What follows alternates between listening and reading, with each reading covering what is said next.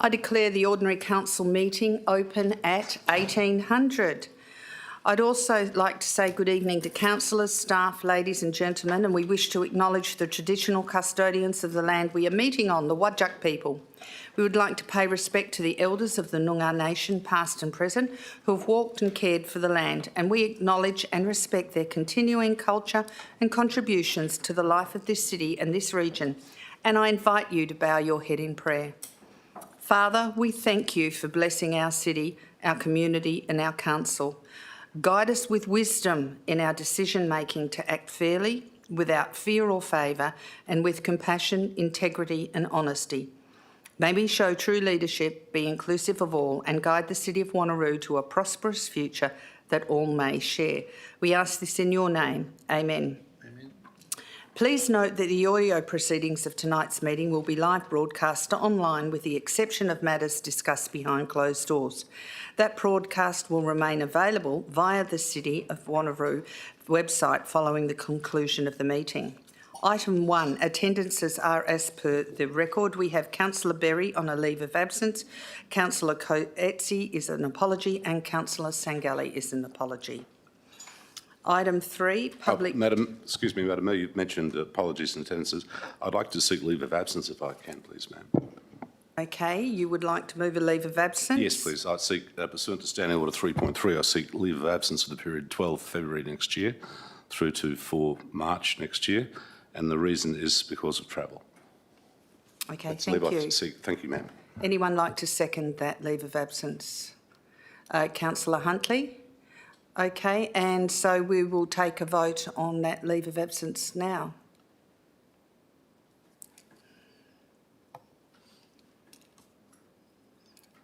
And that was passed unanimously.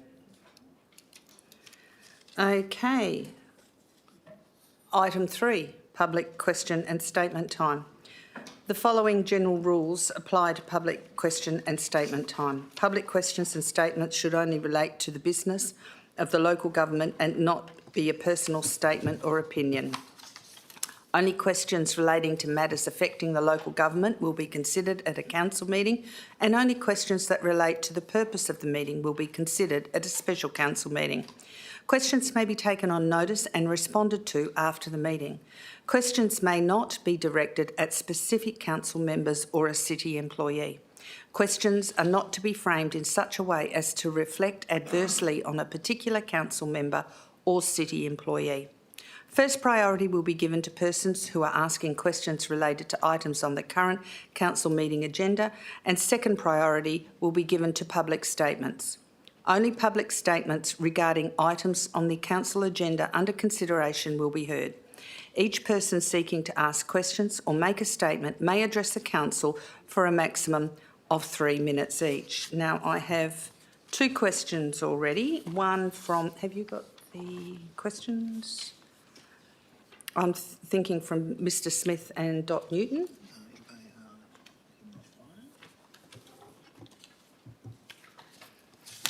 Yeah, I've got them here. So, Mr. B. Smith from Wanneroo asked about CSO 31122, the warrant of payments for the period 30th of September 2022, and it relates to the council meeting 8th of November, minutes PDF page 264, warrant of payments item 9135 to local government professionals, New South Wales for $23,870 for 1 year's membership. Their questions were, please explain why the council is paying for a professional program sourced in New South Wales instead of the same WA professional body. 2, how many years has council been paying for membership to New South Wales professionals to enable this performance excellence program? And do they expect it to continue past 2023? And 3, what, if any, direct benefit do Wanneroo ratepayers derive from this program? The response from the Director of Corporate Strategy and Performance is, Local Government Professionals New South Wales coordinates the National Local Government Performance Excellence Program on behalf of the WA jurisdiction. The City has participated in the program since 2017. The Performance Excellence Program empowers local governments across Australia and New Zealand with comparative data analytics to better communicate, control and manage their internal business performance with their stakeholders. Thank you for that question. I have another question on item PQ02, December 22, by Mrs Dot Newton. Conference costs for council members. I am requesting that residents be advised the names of elected members who have attended conferences during 2021-2022 and 2022-23 up to and including October. The cost incurred should include airfares, accommodation, travel at venue, meal allowance and any additional items such as attending conference dinners and the cost incurred to accommodate partners, the whole package. So the response by the Director of Corporate Strategy on Performance is it's been taken on notice and she will find the details to respond appropriately. We have one other question from the public this evening, and that is from Henry Pastranovich. Henry, would you like to come to the podium and give us your name and a suburb and ask your question? Good evening, Madam Mayor, Chief Executive Officer and councillors. My focus has always been in this petition to remove speed humps on Blackmore Avenue, and it still is. There is a perceived reluctance to move all these speed humps on Blackmore Avenue at this point in time. I understand it and I accept it. So after considering the report and Councillors Rowe's amendment, as the petitioner, I agree with this fourth amendment to the Council's recommendation to the response of my petition. And that's, so thank you, Madam Mayor. Thank you for consideration, councillors. Have a blessed evening. Thank you, Mr Pastranovich. I come to item 4 on the agenda now. Or do we have any other questions from the gallery? Anyone from the gallery wanting to ask questions? If there are no questions for the gallery, I move on to item 4, confirmation of minutes. Minutes of the ordinary council meeting held on the 8th of November 2022. Do I have a mover for that? Thank you, Councillor Civic. I'll take Councillor Rowe as the seconder. Yes, Councillor Yes, thank Baker. you, Madam Mayor, through the chair. Yes, I did ask a question in writing regarding several aspects of the minutes. I'm not sure if the response has been provided yet. I don't have access to my council emails on my iPhone, just my personal emails. Do you know, Madam Mayor, whether the response... Would you like to ask your first question now, Councillor Baker? Yes, thank you. This question relates to Standing Order 3.9, 1 and 2 of the City's Standing Orders, Local Law 2021. It reads, I refer to Clause 3.92 of the Standing Orders, Local Law 2021, and to page 77 of the unconfirmed minutes of the Ordinary Council meeting held on 8 November 2022, in particular insofar as they relate to agenda item CP03-11/22, titled DORDAC KIP app, Community Engagement Results and Next Steps. I ask as follows. Why was Councillor Wright's formally moved and seconded amendment to the administration's recommendation of this agenda item not minuted in the minutes? There is a reference to an amendment being moved and seconded, but the actual amendment's not referred to. This would appear to be contrary to regulation. Thank you, Councillor Baker. I've got that in front of me now. Correct. And the reason why that happened was because the chair ruled it as an alternative. But if you'd like to move an amendment to the minutes, please go ahead and do so. Well, yes, in that regard, Madam Mayor, if I can, just to ensure compliance with the Regulation 11C, the Local Government Administration Regulations, I move that the minutes be amended by incorporating the text of Councillor Wright's amendment that was moved and seconded on 8 November. That's in relation to, of course, this agenda item. I don't have the exact wording. I don't have the notes. I'm sorry. Do I have a seconder for that amendment, Councillor Wright? Okay, we will take it to a vote. Should we just wait for it? Yep.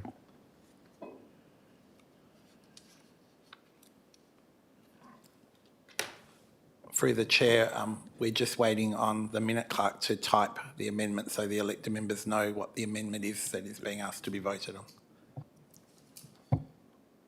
Mr. CEO, if I can please, Madam Mayor, my understanding is that Councillor Wright did give written notice, although it was late in the scheme of things. I think the written version was handed up, I think, if I recall. There was a written version sent up to the table, the presiding members' table. Thank you.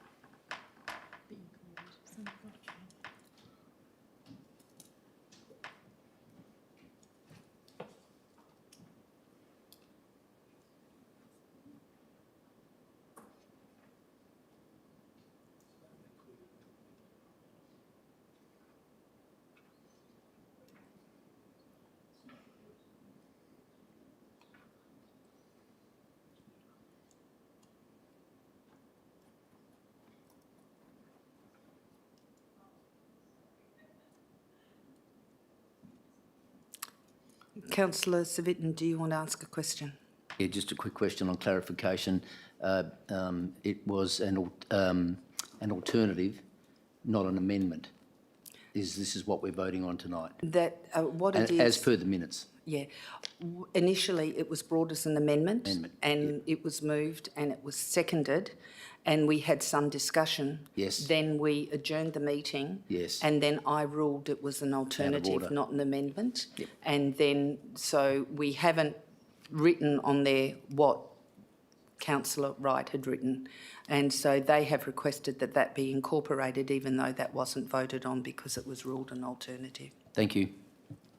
Yes, Madam Mayor, that is correct. Councillor Baker? You are correct, Madam Mayor, and just to assist Councillor Sveten, the regulations require that the details of each motion moved at the meeting, the mover and the outcome of the motion, so the actual details of the motion still have to be incorporated within the minutes, even though the motion to amend was unsuccessful, for the reasons that Councillor Sveten said. And before we vote on this, Councillor Baker, Director Jennings is going to clarify something a little further about this item. Thank you.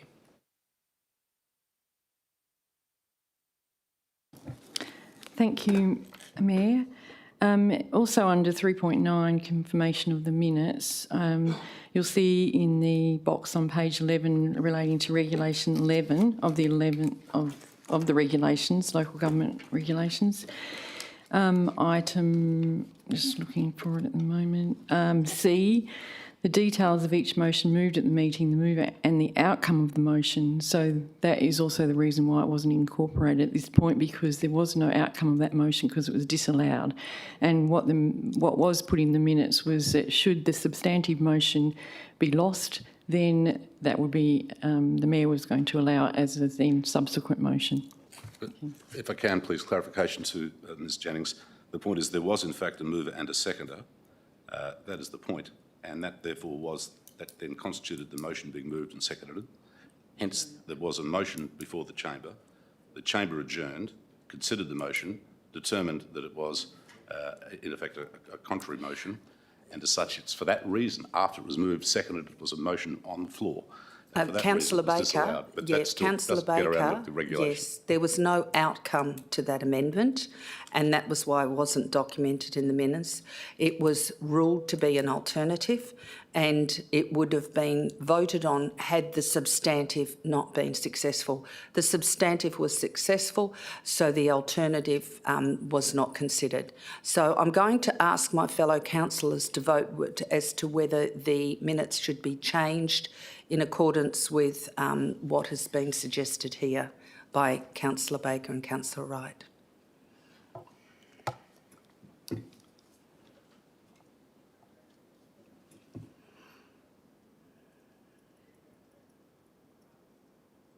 I can't see the result on my screen here. Have we got a result? So we've got Councillor Nguyen for, Councillor Wright for and Councillor Barker for, and we've got Councillor Parker against, Councillor Huntley against, Councillor Harridge against, Mayor Aitken against, Councillor Treby against, Councillor Rowe against and Councillor Savitton against. So the amendment to the minutes has not been carried and the minutes stand as they are. And if there are no other questions... yes, there was one further question, ma'am.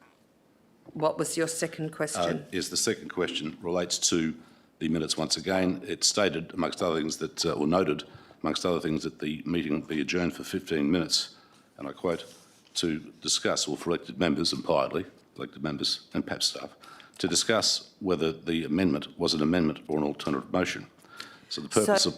Councillor Baker, the meeting was adjourned, and the minutes are for when the meeting happens. So what part of the meeting minutes are you seeking to correct with this question? Well, the fact that was there in fact any such discussion, because that was the purpose of the adjournment, that was the reason. The reason was for there to be discussion. The meeting was adjourned. The meeting was adjourned and it recommenced. And so, therefore, the minutes are accurate to the meeting whilst it was being conducted. The adjournment, there was no meeting for the adjournment. So the discussion, the discussion, so to speak, that took place is irrelevant because it was not actually a discussion in the council chamber, it was a discussion in an office somewhere. If that's your ruling. When minutes I are will acknowledge the confirmed, ruling. the only discussion permitted is that relating to the accuracy of the meeting minutes as a record of the proceedings. The proceedings had been stopped when the meeting was adjourned and it recommenced when the adjournment finished. And that is it. So the questions you're asking about the minutes are only to be about the minutes for the meeting and the proceedings that happened. So we are now going to go to vote on the meeting minutes for the meeting. Thank you. So, councillors, when it comes up on our screen, can we vote whether we pass the minutes or not? Thank you.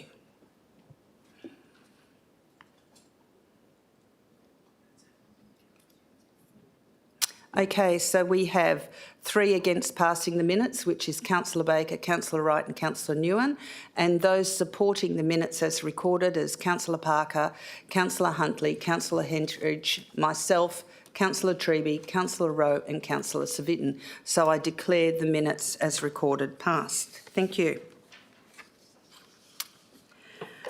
Item 5 is announcements by the Mayor without discussion, and we have no announcements this evening.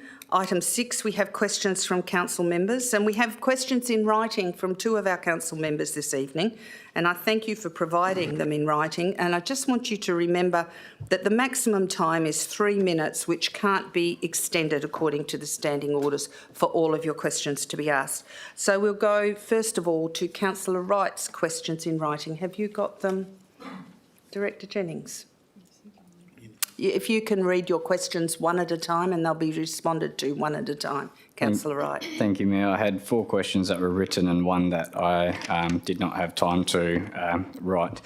So the first question is, how much does a Division 4 complaint cost the city? Sorry, Mayor, was that Division 4? That's correct. Okay.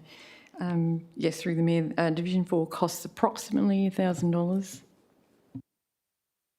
You can ask your second question now. Thank you. In the last financial year, how much was spent on complaints that had council members involved? Director Jennings. Through the Mayor, the last year we spent $35,764. Thank you. Councillor Wright, you can ask your next question. How much is currently budgeted in the 22-23 year for council complaints? Through the Mayor, $35,000. Thank you, Director Jennings. Your next question, Councillor Wright. How many complaints has the complaint officer received since the start of the current financial year? Director Jennings. That's difficult for me to answer as the complaints officer, I'm afraid. I can't answer it exactly. Okay, so that's a confidential item that can't be responded to.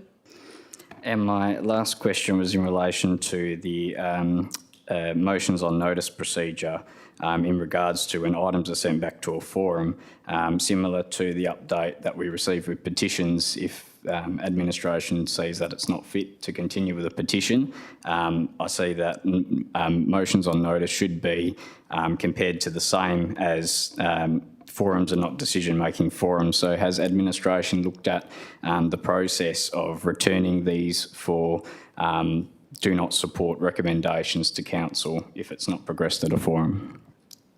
CEO. Thank you, Mayor. The current process, as Councillor Wright outlined, is council refers them back to a council forum, and council, I can't recall providing any further direction to admin in regards to what happens post that. If council, in referring them back, articulated that they're to go to the forum and then be represented back to council, that would close the loop and see them return to council. You have another question, Councillor Wright? Just into supplementary to the CEO's response.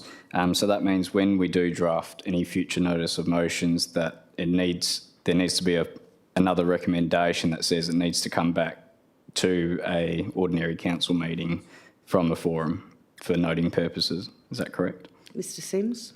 For you, Mayor, not necessarily an additional recommendation, just further clarification in the original resolution, and then that would be up to council to decide.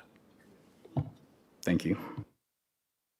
Thank you. I have some questions from Councillor Baker. Yes, Thank you, Councillor Madam Baker. Mayor. Through the Chair, my question is directed to Nolene Jennings, our City's Director of Corporate Strategy, Performance, including Governance. It relates to the elected members' duty to uphold good governance, probity and openness. In a nutshell, I referred to the City Standing Orders Local Law 2021, which law was approved by virtue of a formal resolution of elected members on 10 May, and this year that is, and came into operation 14 days after its publication in the State Government Gazette, which publication occurred on 10 June this year. I ask as follows. Number one, why is it that the preface and procedure page incorporated into all briefing sessions agendas since May this year continues to inform residents of our city and its elected members that it is the City Standing Orders Local Law 2008 that applies to all council meetings, notwithstanding the fact that the 2008 local law was repealed with effect from 10 June this year? Perhaps if I could continue on, ma'am, because the second question is related, if I can, just to expedite matters. Councillor Baker, no, we'll do one question at a time. Not a problem. Okay, Ms Jennings, would you like to respond to that? Thank you, Mayor. Elected members were informed immediately prior to the date of the new standing orders coming into effect and provided with advance electronic copies and paper copies if requested. At Council's request, a paper copy of the new standing orders was also placed in the council chamber at the designated place. And as far as I'm aware, an incorrect reference to the current version of the standing order is not a misapplication of either the current or repealed version of the standing orders. Supplementary, Madam Mayor? Thank you. Yes, Councillor Baker. Once again, can I be assured that in terms of all future briefing session agendas, that the preface and procedure notice to residents and elected members does not advise them that the procedure governing briefing sessions is the Standing Orders Local Law 2008, that no longer applies, it's repealed. Thank you, Councillor Baker. Thank you. Ms Jennings. Thank you, Mayor, and yes, thank you. We have already modified the briefing preface. Any more questions, No, that's it. Councillor Baker? Thanks, Madam. Thanks, That's it? Nolene. Thank Okay. you. All right, we now move on to petitions. And we have a petition requesting cricket and volleyball matches on Arduane Park be prohibited. It's received from Councillor Herridge. Do we have a mover and seconder for this petition? Mover, Councillor Herridge, seconder, Councillor Treby. And we'll just... Deputy Mayor Treby. Thank you, Deputy Mayor Treby, for that correction. We will vote on receiving those petitions now. Thank you.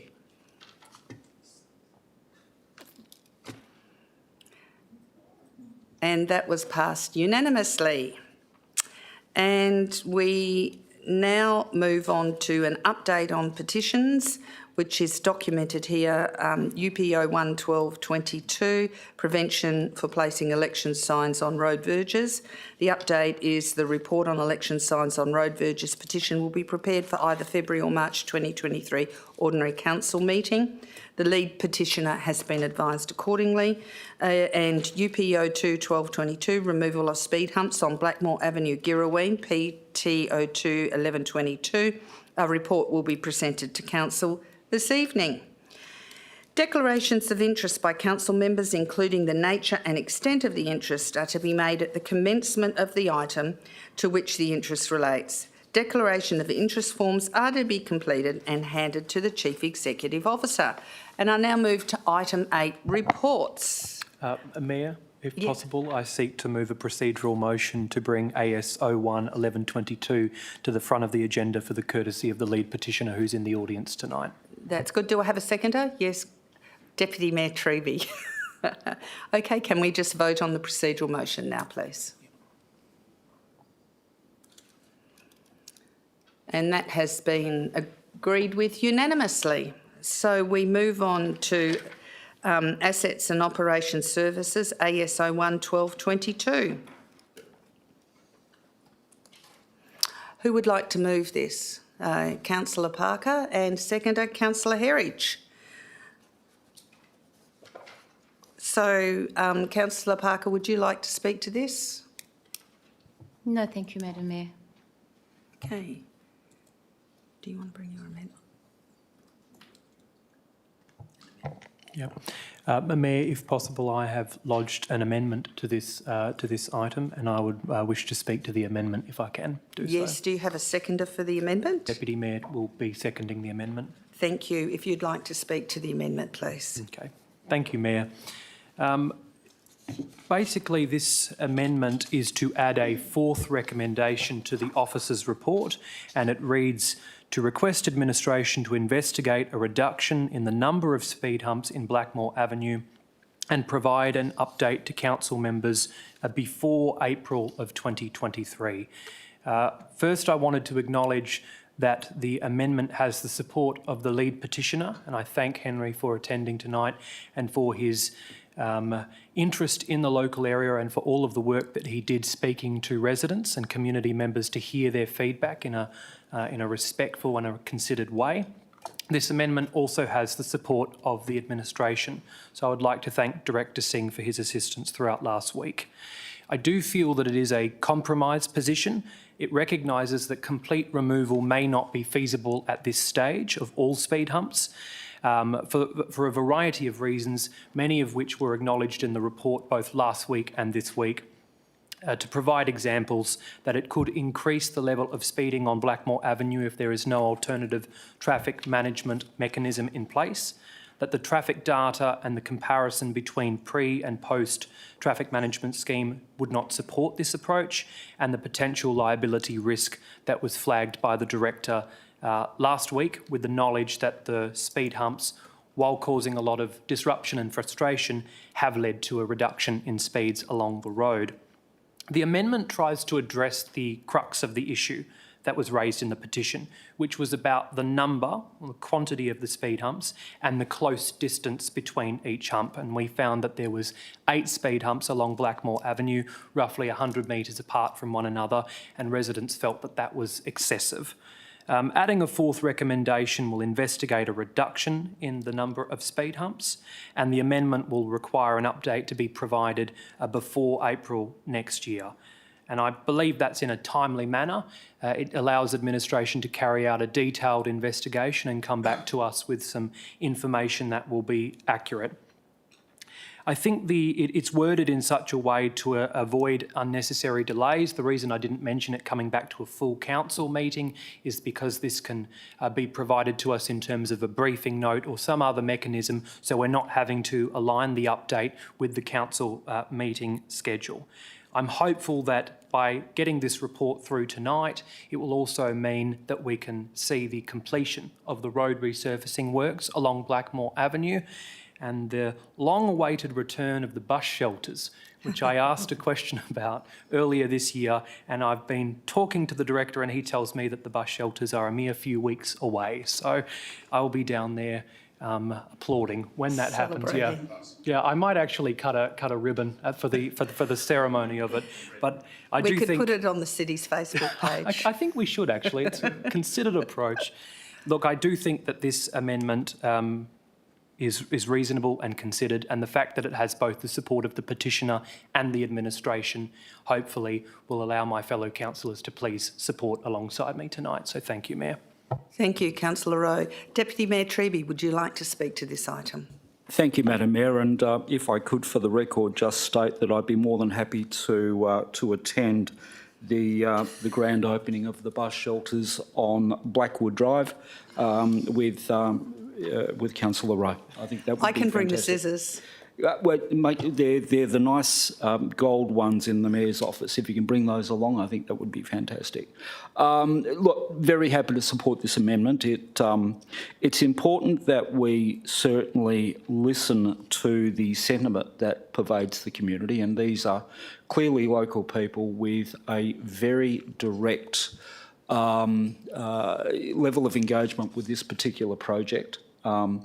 It's one of those counterbalance positions where we are seeing investment come back into the southern suburbs of the city, and that is a good thing. But let's make sure as best we can that those investments are as least impactful as they can possibly be.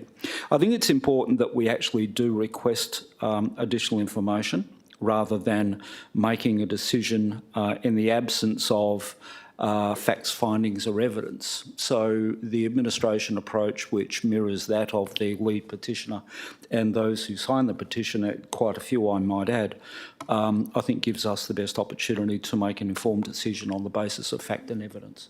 And I look forward to that information coming back. Thank you, Deputy Mayor. Speakers for, Councillor Baker. I will be speaking for shortly. Just a question, though, just to clarify something. My question's directed to Director Singh. Just a quick question, if I can, please. Is the design and engineering of these speed bumps such that they can be removed, stored and replaced in the future if necessary, or are they fixed, so to speak, in the tarmac, so to speak, of the bitumen service? Are they, in effect, the rubber ones that you can bolt and bolt off, or are they fixed? Thank you, Councillor Baker. That's the question. Thank you. Director Singh. Thank you, Mayor. Now, these speed humps are actually made in asphalt, so they can't be removed and stored away. Okay. Councillor Savitton, you wanted to speak for the item? Yes, I'm totally in favour of that. It's certainly modification in that area. I think the days when these were actually installed, there was a major problem within Girraween. But I also wanted to point out to the Director of Assets the fact that Assets should look at the area of Templeton Crescent as well in the future, not now because it's not part of this particular item, but where the actual speed humps are actually screwed into the ground. And if these were modified at some time into the future when budgetary processes allow, it certainly would alleviate problems in Templeton. But in terms of this item, absolutely agree. I think it's a good thing for the area. And as Councillor Treby said, the investment that's being generated now that the codings have changed, I think it's time that we did this and look forward to the outcome. Thank you. Thank you, Councillor Savitton. Speakers against? Speakers for, Councillor Parker. Thank you, Madam Mayor. I support the recommendation with the addition of Councillor Rowe's request. As a staunch supporter of road safety in the city, reading the review of the traffic count after the installation of speed humps, I noted traffic improvement all around. I have heard and listened to the concerns of local residents, and taking those concerns into account, am happy for administration to investigate and update council as to the effectiveness of the reduction of the present number of speed humps. In fact, I see it as a learning opportunity for the city and residents going forward once the investigation has taken place. Thanks, Madam Mayor. Thank you, Councillor Parker. Speakers against? Speakers for, Councillor Baker. Thanks, Madam Mayor. I'll be very brief. Yes, Councillor Rowe's amendment is common sense, of course. It enables us to have a fresh look at the issues involved as enumerated and very clearly explained on the last occasion at the briefing session. The issues are quite clear. And the point is this, that there will be a further report to the city. It will come back to the council. And once again, the petitioner will have another opportunity, no doubt, to present a deputation and respond to any recommendations in any related report. So it's a common sense move. And also the window is only quite narrow, short in comparative terms. April next year is not far to wait. That's all. Thank you. Thank you, Councillor Baker. Speakers against? Speakers for, Councillor Nguyen. Sorry, can you clarify, is it intended that the speed humps won't be installed until a full report has been provided to council, at least after April 2023? Thank you, Councillor Nguyen. That's a question, not a statement. And It is a question. Director Singh, could you please respond to that question? Yeah, thank you, Mayor. At this point in time, the speed humps are due to go back by the end of this month. In fact, the asphalt company has advised us they're going back to site on 15th and 16th of December to reinstall those speed humps. Thank you, Mr Singh. Do you want to speak to this item I've or got a ask couple another more question? questions. So if the speed humps were installed, does that mean that we'll need to remove some of it once we receive a complete report? And if so, what would be the potential cost implication for that? Thank you, Councillor Nguyen. Mr Singh? Thank you, Mayor. It will depend upon, first of all, we need to examine which set of speed cushions can be removed and in what goes in place of those speed cushions. Once that's determined, what option can be implemented to replace these, that will determine the cost. As I outlined in the report, it can run from few thousand to few hundreds of thousands of dollars. Again, going back to the point, what kind of infrastructure need to go back to replace those speed humps, that will determine the cost. Thank you, Mr Singh. Do you have a statement to the item or I've a question? got a couple more questions just Two following more from questions? It depends on the answers. Is it possible for you to hold off the installation, given this is council's indication that we want to investigate reduction in the number of speed humps? So if you were to proceed with the speed humps now and to remove them, it seems a waste of effort and cost. Have you considered an option? Mr. Singh, thank you. Thank you, Mayor. I think the issue we had to consider then is that what happens in the meantime. There will be no speed cushions. That presents a risk of what has been outlined in the report. Given that there were speed cushions there, speed humps there, due to resurfacing of that particular street, they had to be redone. So we can't leave effectively for that 4 or 5 month period that road without speed humps. Even after it's determined that yes, certain number of speed cushions, speed humps can be removed, what goes in its place has to go through the full budget process depending upon the funding involved, and council will have to consider and allocate funding first before a replacement infrastructure can be constructed. Therefore, it's important for the existing speed humps to go back as they are intended to. Okay, so if... Thank you, Mr. Singh. You have another question? Yes, so just so I can understand the effect of this amendment, if this was successful, which I think it is, then you're going to proceed with the installation of the speed humps, and then 4 months later, we'll have to remove some of those speed humps, and there'll be a cost involved for us to do that. Is that the effect of that? Mr. Singh, thank you. Through you, Mayor, not the way it has been explained. There could be cost eventually. First of all, we need to examine if it is possible to remove a certain number of speed cushions and what goes in place of those ones. Once that is determined, that will determine the financial implications. And then based on the information we present back to council members, a decision will have to be made from there on. Would council fund that different infrastructure, and what time period is that? So in the meantime, the speed humps need to be replaced. Thank you, Mr. Singh. Councillor Nguyen, do you have another question? I do. Can you please clarify, you mentioned the concern regarding the speed and the length of time before the next installation. Is that the only concern? If we would leave it too long, then there could be potential speeding along Blackmore Avenue until April. Is that the concern? Thank you, Councillor Nguyen. Mr. Singh. Yeah, thank you, Mayor. Yes, that's correct. The risk is that council, by approving the previously installed traffic treatment in the shape of speed humps, we have treated a risk of speeding there. So if you leave that particular street without any speed humps, the risk of speed returning is high, and that's not the desirable outcome for the city. Thank you, Mr. Singh. Are there any more questions, or would you like to make a statement to the item, Councillor Nguyen? I'll make a statement in support of the amendment. I think it provides a good compromise in terms of the speeding issue along Blackmore. I question the effectiveness of this amendment, given what Director Singh has indicated, that the speed humps will be installed in December, despite Council's view that we should investigate and with a view to reduce the number of speed humps. Now, I note the length of time could be 4 months before the next council received the report. Now, it's very unlikely, once it's installed, that the humps will be removed. It seems to be a waste of cost, especially in this current financial climate, that we should not be wasting costs. We shouldn't be installing something that we might be reviewing in the future. So it seems ineffective. I feel that this motion has been put forward, supported by council, but in future it may not be given its full effect as intended. Thank you, Councillor Nguyen.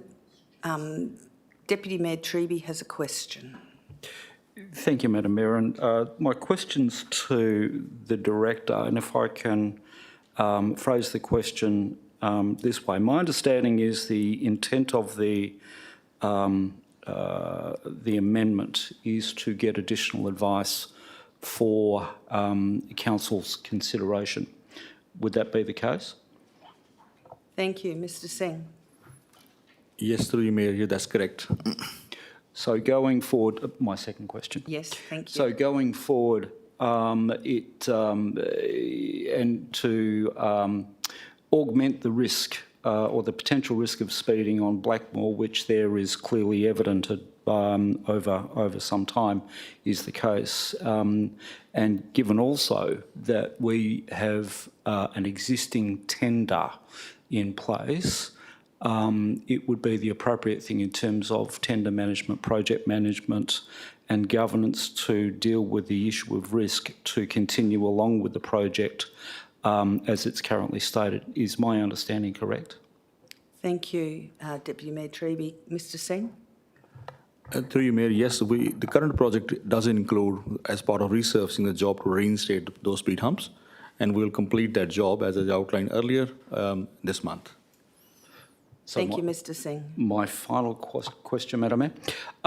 So it would be fair to say that any subsequent report that comes back to Council will be subject to a resolution of Council should it decide to do something separately in the future, and B, budget consideration to have effect to that decision. That would be the case?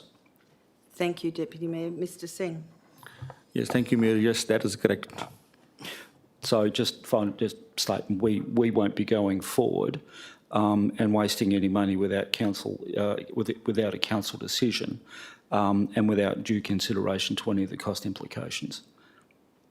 I would agree with that. Thank you, Deputy Mayor Treby. Are there any speakers against? Speakers for? Council. Question, Councillor Baker. Yes, just leading on from what Councillor Treby's just said.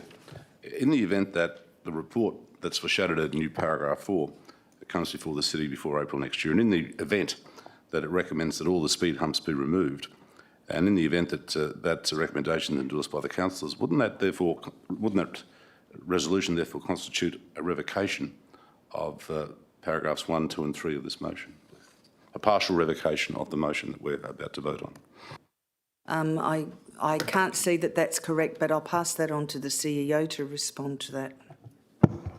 Thank you, Mayor. I wouldn't. I would be guided by you as presiding member, but I wouldn't see it in that way because if the resolution as amended is carried, it will be action by administration, and then number 4 will be brought back to council members, and that may generate a variety of new decisions. Thank you. I think we've discussed this fair enough. Let's move it to the vote. Oh, yes, right of reply. Thank you, Councillor Rowe. Sorry. No, thanks, Mayor. No, I didn't think there would be that many contributions on it. I think in my right of reply, I'll just make one simple comment that I don't believe this amendment is either wasteful or ineffective. So I'd ask councillors to please support it. Thank you. And I ask that the voting is nearly open. And could you please cast your vote on the amendment?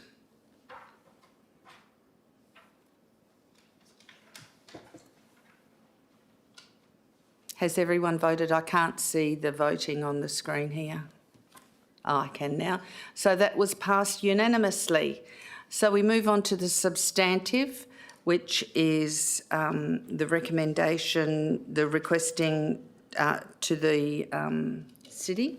And if we would like to vote on that, unless there's someone that wants to speak to it, because we voted quite substantially to the amendment. Okay. So we'll vote on the substantive. And that was carried. Thank you very much. So, Mr Pastranovic, the recommendation was carried with the alternative that you agreed to, which is item 4. So that will move forward now. Thank you very much. And if you want to go home, you're quite welcome to go home. You're quite welcome to stay to see the rest of it. Bless you. Have a good evening, Mr Pestranovic. So we'll go back to planning and sustainability, the first item on the agenda, and that's strategic land use planning, PSO 1 1222, Yanship 2 Rocks DCP and annual review of costs. Do I have a mover for this?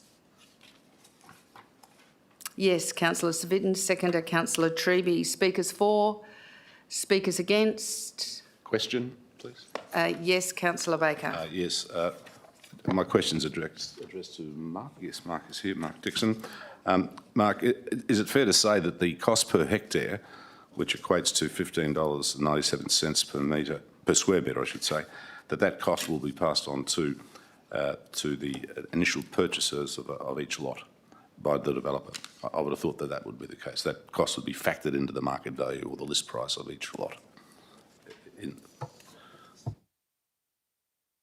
Mr Dixon. Thank you. Through you, Madam Mayor. No, I can't confirm that is the case. That's not a decision that the city would take. That would be a decision for the land developer to take. Thank you. Thank you, Mr Dixon. So any speakers against? Speakers for? Okay, so I'll ask that we vote now. So if our voting is nearly open, so if you'd like to vote on the substantive PSO 1. And that's been passed unanimously. We now go to PSO 2 1222, the close of advertising for the Alkimos Eglinton DCP annual review of costs. Do I have a mover for this? Yes, Councillor Baker, and a seconder. Thank you, Councillor Parker. Would you like to speak to this, Councillor Baker? Yes, just to be very brief, the report's a very thorough report. It was prepared in a similar vein to the earlier report we just voted on, and it sets out very clearly the nature of the annual review of costs and what we have agreed to. Yes, it has overwhelming merit. Thank you, Madam Mayor. Thank you, Councillor Baker. Councillor Parker, would you like to speak to this item? Very happy with the report as is. Thanks, Madam Mayor. So I have any speakers for? Speakers, yes, Councillor Savitten. Yes, in line with administration's progression on the developer contributions for both of them. In fact, I didn't get a chance to say that the difference in the previous one was minuscule, as is this one. So it's in line with administration and the operations of the developer contributions. So happy to support it. Thank you, Councillor Savitten. Speakers against? Speakers for?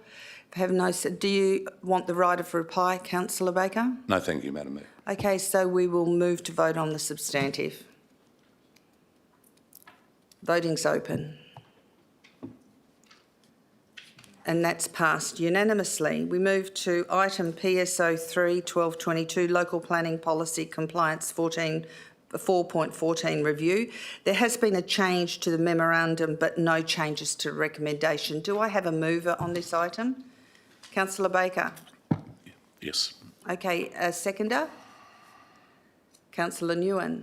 Councillor Baker, would you like to speak to this yes, I'll be item? very brief. Thank you, Madam Mayor. This is a very thorough policy that I think is mandatory reading for all elected members.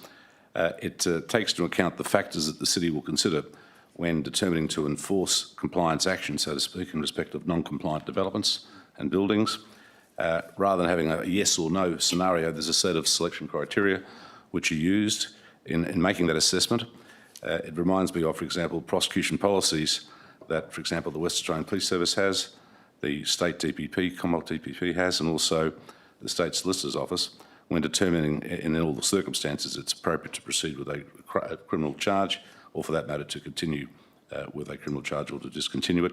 It sets out a whole host of criteria in this policy. One of them speaks for itself, in effect, and that is the public interest. What's in the public interest? So I'm glad there are criteria. I'm glad that decisions will be made by reference to the criteria. I assume that they have to be ticked off one by one as they're applied to each and every potential compliance action case. And it seems to be very fair and balanced. And I endorse the recommendation. Thank you. Thank you, Councillor Baker. Councillor Nguyen, do you want to speak to this item? No, it's just minor amendments, nothing controversial, so. Thank you. Do I have any speakers for? Thank you, Councillor Parker. I support the recommendation, and particularly with the insurance or the assurance that the relevant legislation is investigated in a fair, transparent and equitable manner, which I think is really important. Thank you. Thank you, Councillor Parker. Speakers for? Speakers against? If there are no more speakers for this item, do you want the right of reply, Councillor Baker? No, thank you, Madam Mayor. Okay, so I just move this to the vote on the voting's open now for the substantive. And that is passed unanimously. I now move to item CPO 11222, and I will be moving that item, and the Deputy Mayor Treby will be seconding it. This is really, really exciting building and construction for the City of Wanneroo. We don't have a 50-metre swimming pool in the City of Wanneroo, and the Alkimos Rec Centre is a 50-metre swimming pool plus swimming complex plus basketball stadium. I'm excited to support this, and I'm excited for this vision for the people of the City of Wanneroo. Deputy Mayor Treby, would you like to speak to this?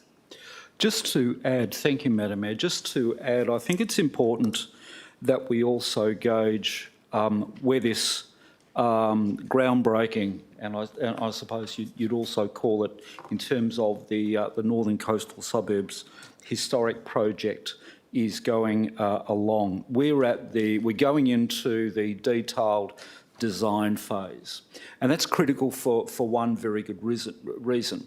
When you start off at concept stages for such a construction, you factor in a fairly large contingency into the project budget simply because of the unknowns and the lack of detailed design. At that stage of the project, you have an order of estimates in terms of the cost, sufficiently enough to have conversations with other levels of government, and I'll also add that we have been incredibly successful in attracting, supporting funding for this project. But as you go through that more detailed design, there's one stage after this which would be a project initiation plan, so your contingencies become much more refined and you get down to that fine-grained detail. You've got a very good idea of what the costs are. So as we go through these stages, we will make sure that we tie down the costs for each of the components, because I firmly believe all of the components that go into this particular facility will be much greater in total than any one of those single components. I think it promises to be one of the best aquatic and recreation facilities, certainly in the northern suburbs, but if not in the greater region of Perth and Peel. Looking forward to it. Have to agree. Speakers for? Councillor Baker. Thank you, Madam Mayor. Yes, this facility, of course, is being constructed within the North Ward. It's a wonderful facility. I know many members of the public are concerned that progress seems to be travelling at a snail's pace, but the point is this, that our advocacy team has worked overtime. We've secured 2 lots of funding from the federal government and funding from the state government. All 3 sets, I think, coincided with election periods or times, which can be very useful from the advocacy team's point of view. It's a prime opportunity to seek funding. The other aspect of the matter is that, as per the schedule noted on page 88 of the agenda, the construction tender will be, as I read it, will be published or put to tender during September 2024, which I know seems to be a long way away, and with construction to be completed by May 2026. And I realise there's a lot of procedural matters that we need to attend to between now and September 24, including the issue of the acquisition of these sites of land and the nature of the land ownership or usage that the city will have. So, yep, I endorse the plan. It's proceeding well. I know that we'd all like to have had this facility constructed yesterday, of course, but unfortunately these things take time.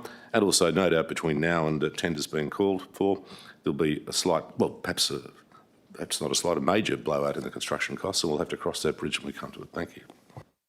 Thank you, Councillor Baker. Speakers against? Speakers for? Councillor Civic. Yeah, just briefly, Mayor.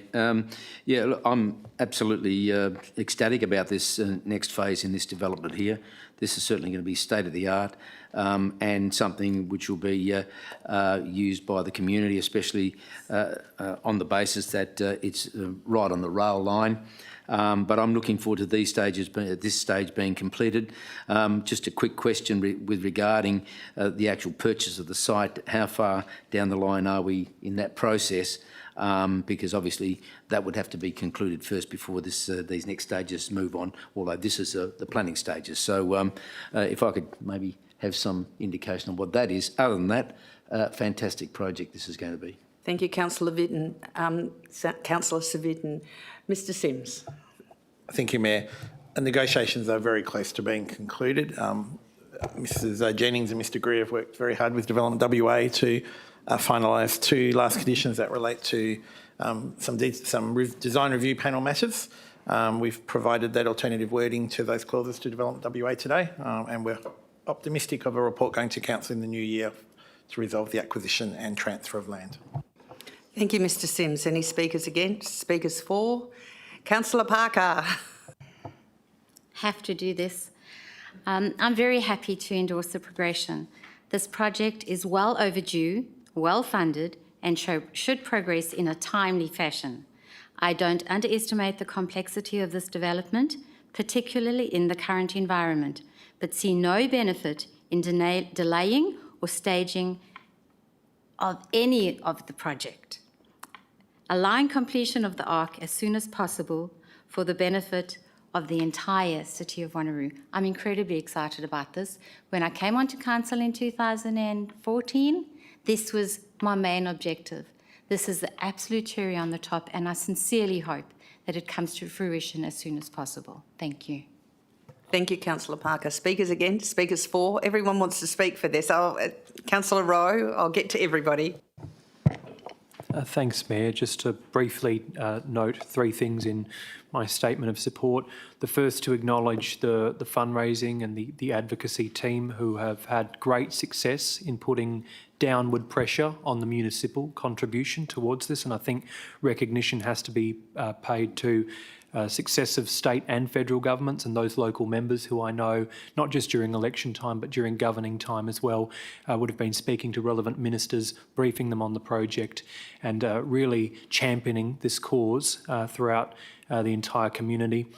I think there is both a need and an expectation for a delivery of this project, a critical need for sporting infrastructure in the Northern Corridor, and to have a facility like this that will cater to a great variety of sports and recreation will be fantastic to see it come to the construction stage.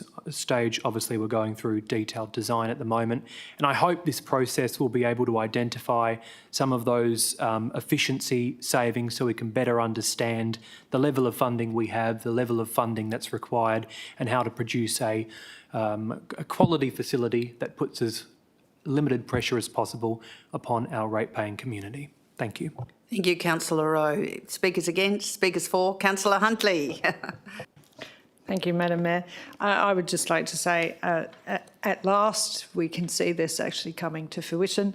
It is a wonderful project, and may there be many, many more to come for Wanneroo, and let's just get on with it. Thank you, Councillor Huntley. Just quickly, speakers against? Speakers for? A question from Councillor Nguyen. Sorry, okay, Councillor Nguyen.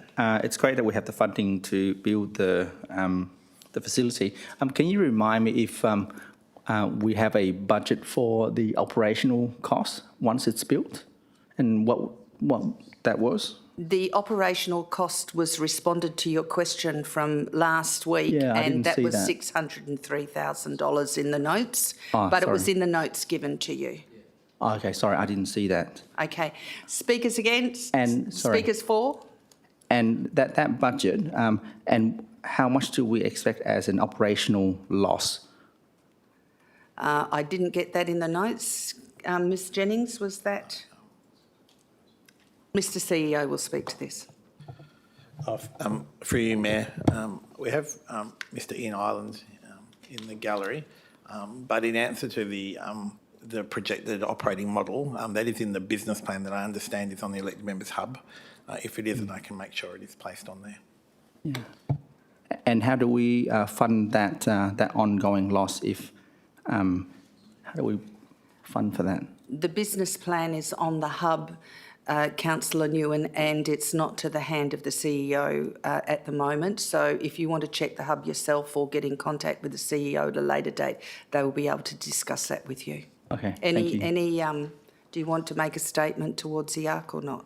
I think everyone has made a positive statement. I think I also will be supporting Thank you. the swimming pool as I have done in the past. Thank you. Thank you very I'm just much. more hesitant in terms of the cost in what we're doing at the moment. Thank you, Thank you. Councillor Nguyen. Okay, I think we've all spoken to it, and I've got, anyone else want to speak to this item? I've got the right of reply, but I think everyone's supporting. Or do you want to ask a question, do you, Deputy Mayor? Just a very short statement. It's relevant because a week ago, if I can just let elected members know that the CEO and I had many conversations when we were visiting in some of our meetings in Canberra, talking to ministers, talking about this very project and the importance of the project as well. So it's not just in election cycles. We've got to make sure that it's always out there front and centre. So that was a centrepiece of our conversations. Thank you. Yes, and we're going from strength to strength. We're going to have a fantastic facility up there. So I'm going to move to vote on this item. So if we can get ready to vote, that would be great. Cast your vote. And that is unanimously passed. Wonderful. Item CPO2 1211, the Place Strategy 2023 to 2027. I will move that, and the Deputy Mayor Treby will be moving this. This is a fantastic work, this Place Strategy. It talks about communities of interest and every place being treated uniquely according to the communities of interest there. So I ask my fellow councillors to support this. And Deputy Treby, Deputy Mayor Treby, would you like to speak to this item? Communities of interest. I wish I'd thought of that term, Madam Mayor. Look, it's critically important because, as we know, the City of Wanneroo is some 650 odd square kilometres. Going from Girraween and Kandoola in the south right the way through to Two Rocks in the north. What it does, and what this strategy so effectively does, is recognises that there are synergies and harmonies in those communities of interest right across the city. And the strategies and the implementation process recognises that what will work in the south may not necessarily work in the north or any of the developing areas through the city. It recognises the uniqueness of each one of those communities and, to a certain degree, will celebrate that in terms of place strategy development over the coming decades. I think this is a great approach that recognises those unique characteristics that people buy into in those various areas across the city. It recognises that there is equity right across the city to make sure that we deal with each one of those areas in its existing and future identities, but do so in an equitable way so we can deal with all of the city's various place strategies at the same time and recognise those unique differences. A great approach, and I congratulate the administration on this policy. Thank you, Deputy Mayor Treby. Do I have speakers for? Councillor Parker. Thank you to the team involved in developing the strategy. Being open to change that will benefit the community going forward is vital. Developing spaces along with local residents that will assist community-led initiatives, allowing those communities to grow and thrive, is the way forward. Locals know best how to deliver to locals. Ensuring equity, thank you, Deputy Mayor Treby, ensuring equity for all in the city, for all in a city of 650 kilometres in area is challenging and exciting, and I'm confident this place strategy, given support, will do all of the above, and I'm happy to support the adoption. I thought it was 630 kilometres, so hopefully it's plus minus, but it's big. So that's the point. Absolutely. Thank you, Madam Mayor. No, we're Wanneroo. We don't need a hostile takeover of Joondalup. Speakers against, speakers for, Councillor Civic. Yes, thank you, Mayor. Look, this is a great plan, and encouraged by the comments made by yourself and the Deputy Mayor.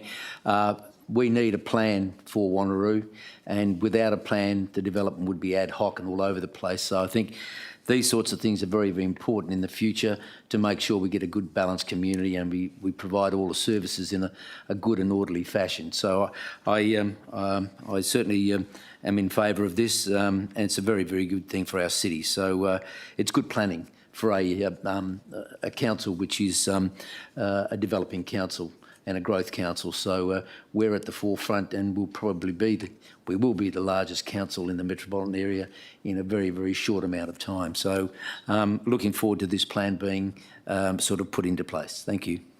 Thank you, Councillor Civic. Any speakers against? Speakers for? Okay, if there are no more speakers, I have the right of reply on this, but I don't think I need to because everyone was in favour. So I just move to the vote. And that was carried unanimously. I move to Corporate Strategy and Performance, item CSO 1-1222, and I will move this. Any seconders? Deputy Mayor Treby, thank you. This is just sensible long-term financial planning to give us an aim. The average of 2.5% CPI is over 20 years, which is what Treasury averaged. It is sensible, and we just need this for our city, so I ask my fellow councillors to support it. Deputy Mayor Treby, would you like to speak to this? Thank you, Madam Mayor. This is an integral part of business planning in any contemporary organisation the size of the City of Wanneroo.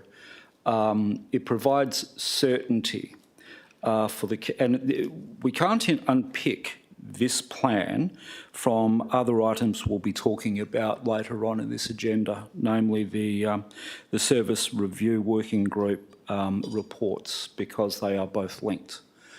We can't have one without the other. We need certainty. The community needs certainty.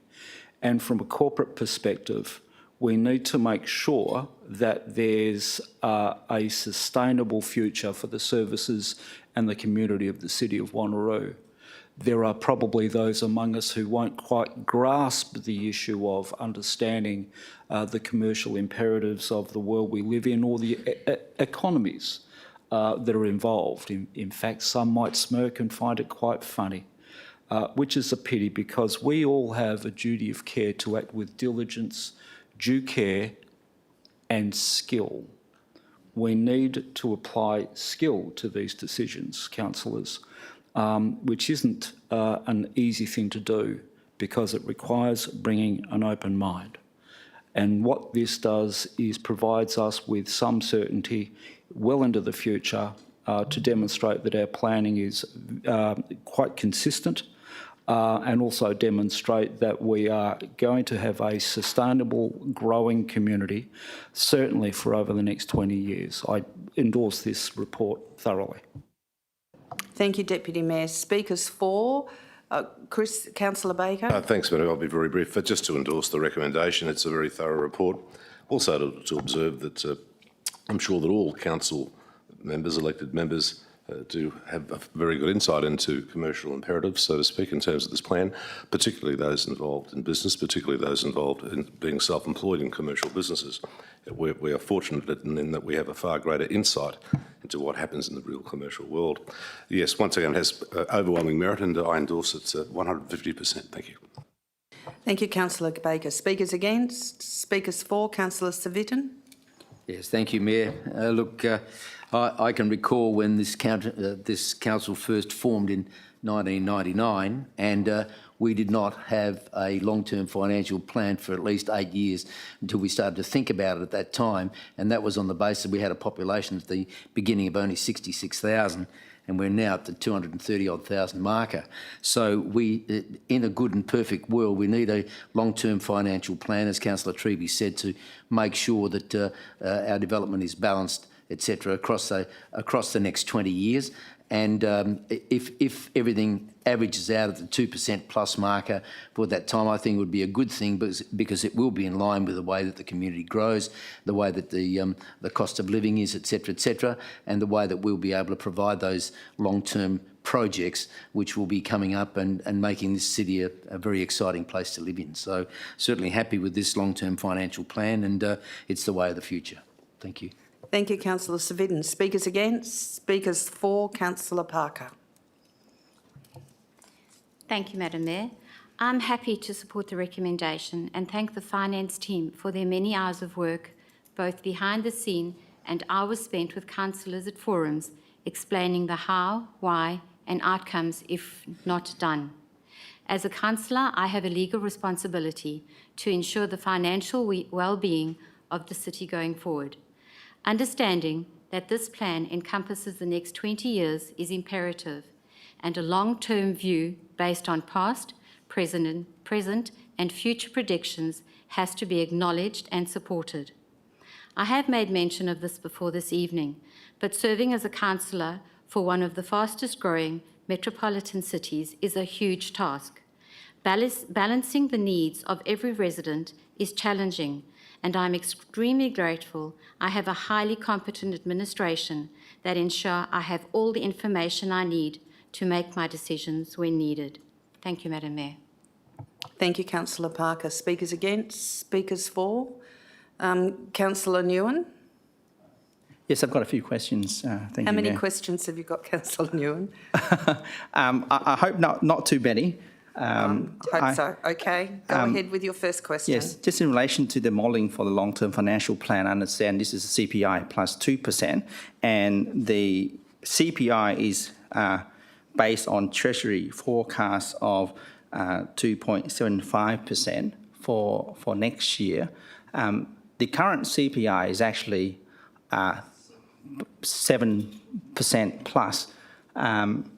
So why can't our long-term financial plan reflect what the current 7 or 8% that we have at the moment? Because it seems to be modelling on something that may not be truly accurate of the economy at the moment. Thank you, Councillor Nguyen. Ms Jennings, do you want to respond to that?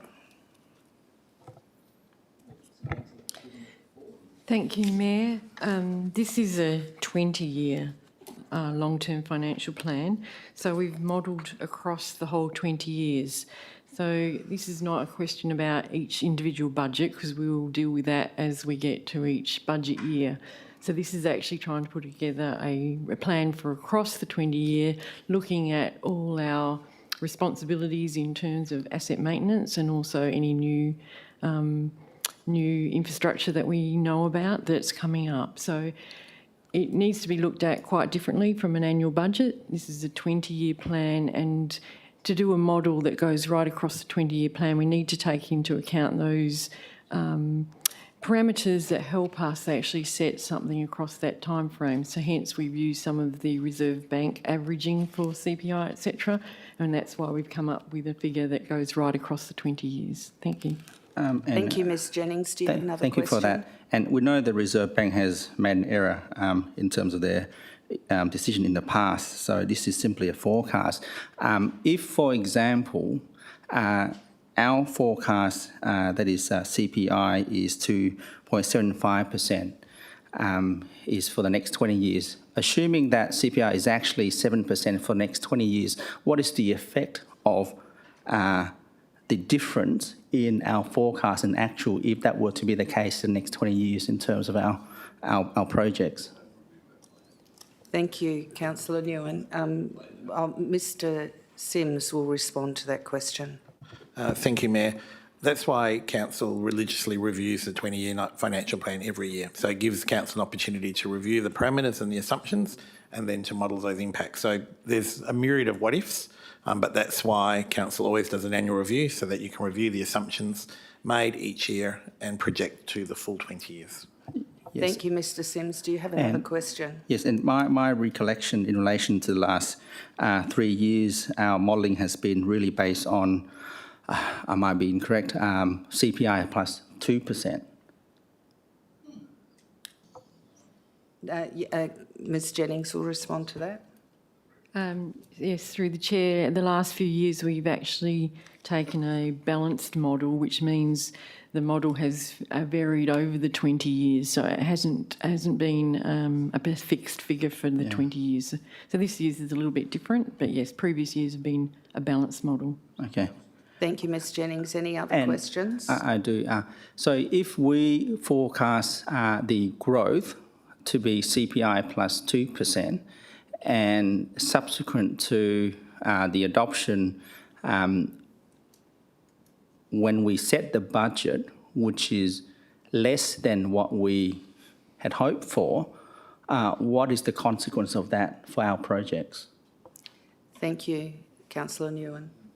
Ms Jennings? Thank you, Mayor. So as we get to a budget, we actually deal with that budget year. So we're dealing with the expenditure in that year. And then, as the CEO has mentioned, later on in the year, we'll have another look at what we actually did that budget year, you know, in our decision-making, in your decision-making, and look at our future projects and see what we might have to adjust for the next financial year. But each budget is about that particular year. Yeah, I understand. Thank you, Ms Jennings. Do you have another question, I do, Councillor thank you, Nguyen? The last few years, we have set the long-term financial plan at a certain level, but when we adopted the budget, it's been less than what we set in the long-term financial plan. That therefore creates a deficit, and that means that we certainly won't be able to complete the projects that we envisage within the long-term financial plan unless that gets extended further. Ms Jennings, would you like to respond to that?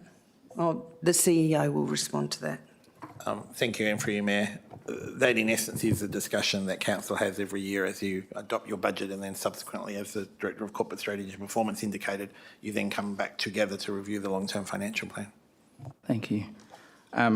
I'll make a statement opposing the long-term financial plan. In my view, we've done this every year. We set what we would like to have, which is in this year CPI plus 2%. Right now, we know that many people are struggling, and I know this is a 20-year plan, but looking at what we have now, the CPI rate is 7%, and we don't know whether this will be changed next year. We know today it's been the 8th consecutive interest rate rise that is affecting our residents. So next year, if it doesn't go down to as we expect, our residents will continue to suffer. I know Council have made every effort to take out some of the projects to reduce the cost pressure, and that unfortunately doesn't seem to be enough, because we're still forecasting CPIs plus 2% for the next 20 years, which to me does not appear to reflect in reality the actual CPI in Perth, which is over 7%, and the model is based on 2.75% for this year. And while that may be Treasury's forecast, it is still a forecast.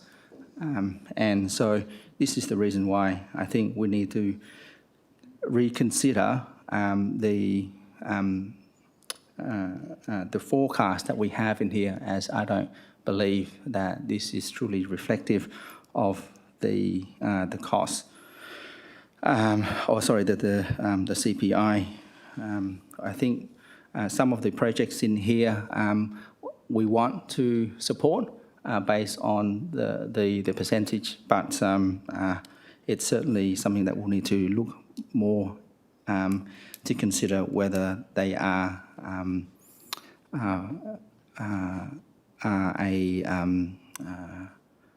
mandatory expense for us or a discretionary expense that we need to take out and remove. So on that basis, I don't support the current long-term financial plan based on the model of CPI plus 2%. Thank you. Thank you, Councillor Nguyen. Speakers for.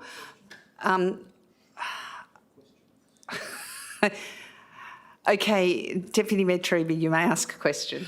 Thank you very much, Madam Mayor. I just want to reflect on some of the comments that were just raised because I'm not quite sure of their accuracy. I understand that there was a comment about the Reserve Bank making a mistake that I think is probably aligned to the Governor of the Reserve Bank some time ago suggesting that interest rates wouldn't go up.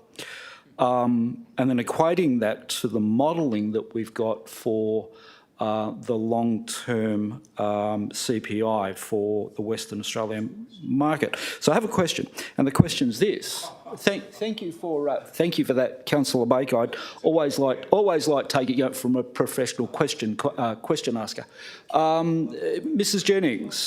Jennings, those estimates come from the West Australian Treasury Corp. Is that correct? Ms. Jennings. Through the Mayor, yeah, that is correct. Thank you. And last time I looked, the WA Treasury Corp wasn't the Reserve Bank. Is that correct? Is my understanding on that one correct? Ms. Jennings. Yes, Mayor, that is correct too.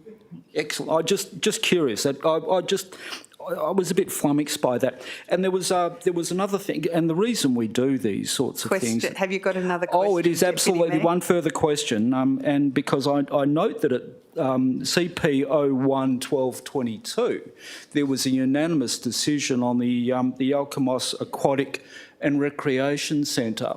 And I seem to have heard that we were probably going to have to take some projects out should this progress. So, what is the question, please? Madam Mayor, you're chairing the meeting, I'm assuming? Yes, yes, but get to the question. There is no comments from elsewhere. Interjecting is against standing orders.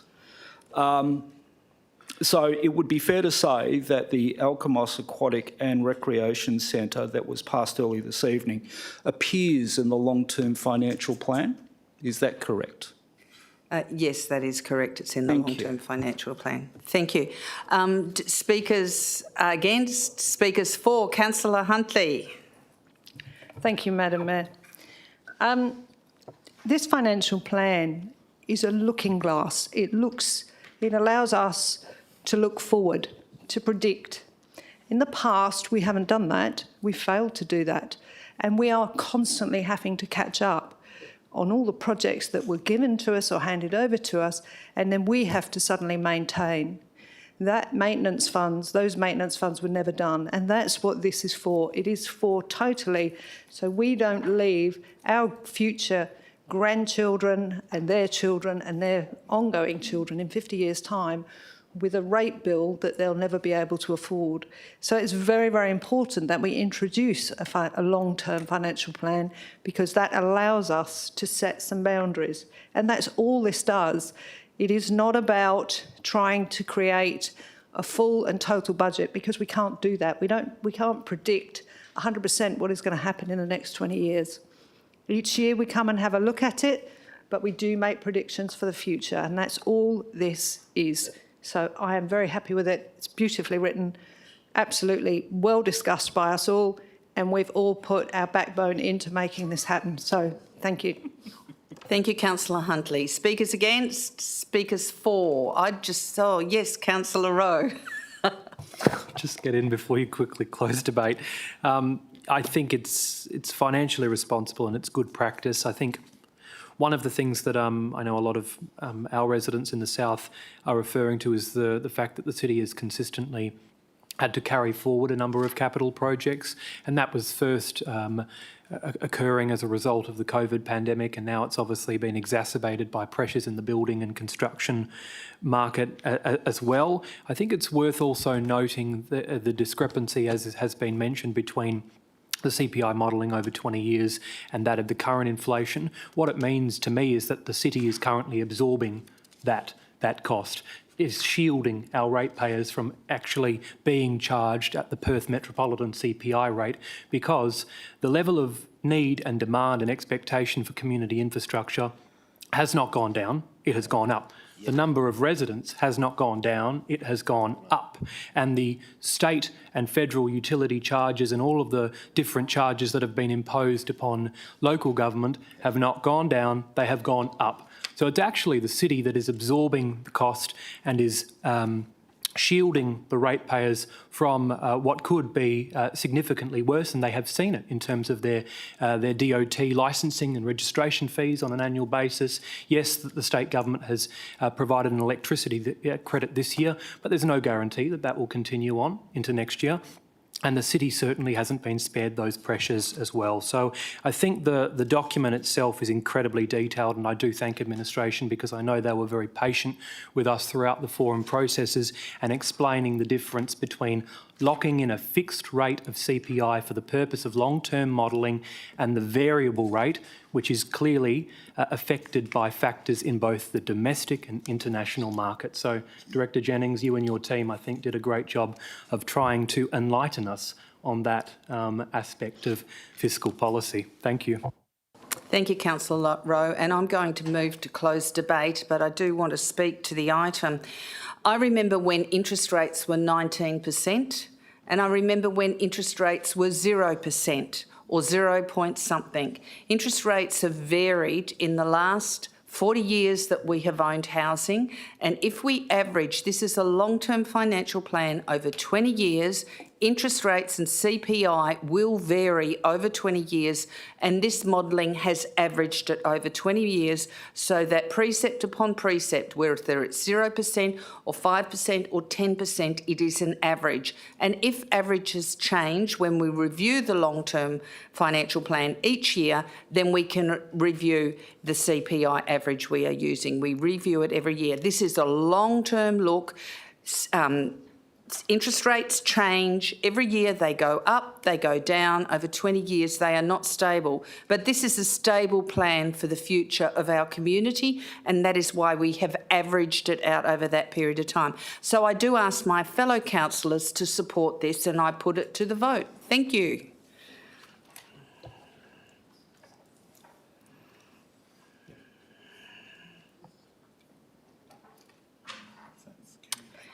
So it's carried 8-2. We have Councillor Wright against and Councillor Nguyen against. Supporters are Councillor Parker, Councillor Huntley, Councillor Herridge, Mayor Aitken, Deputy Mayor Treby, Councillor Rowe, Councillor Civic and Councillor Baker. Thank you.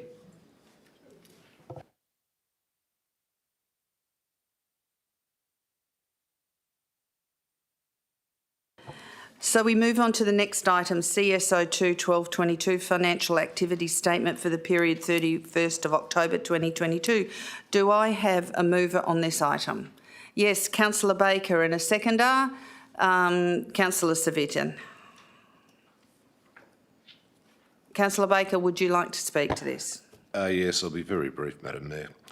In a nutshell, it's well presented, it's thorough, it's detailed, it complies with all applicable regulations and the Act.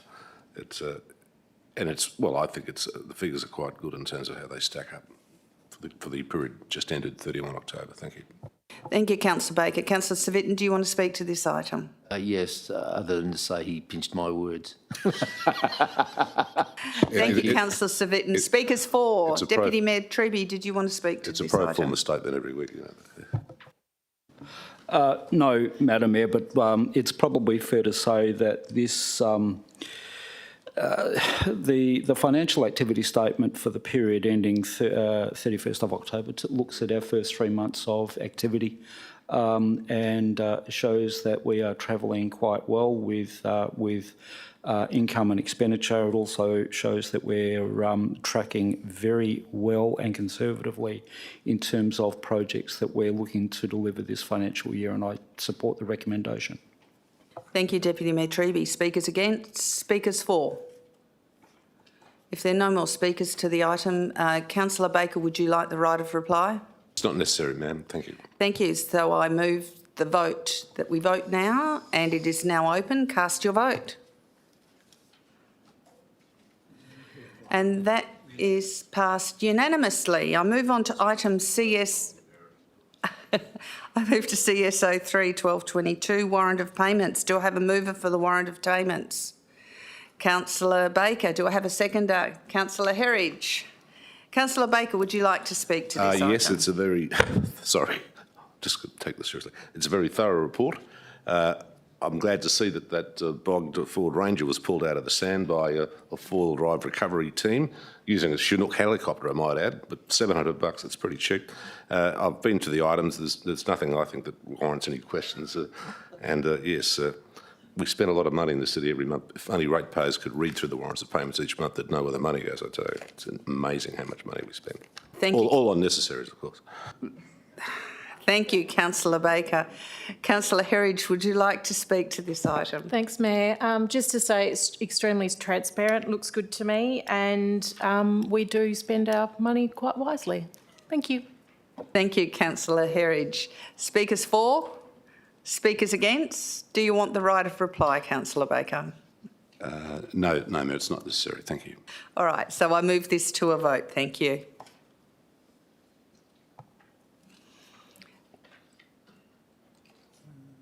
And that's unanimously passed. I move on to item CSO 4/12/22, donations to be considered by Council.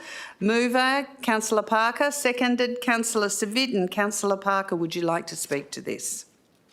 Yes, thank you, Madam Mayor. I strongly support the application. The importance of the chaplaincy services must not be underestimated.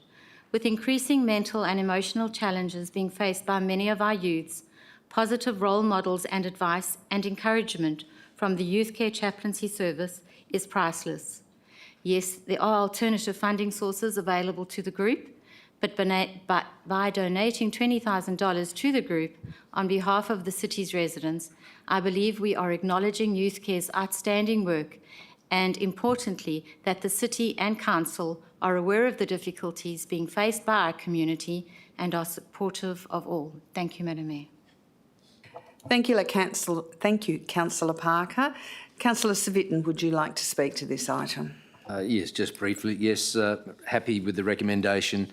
Our charity golf days have been certainly looking after this each year. I don't know what's going to happen from now on, but I think it's a very worthy cause, and I totally endorse the recommendation.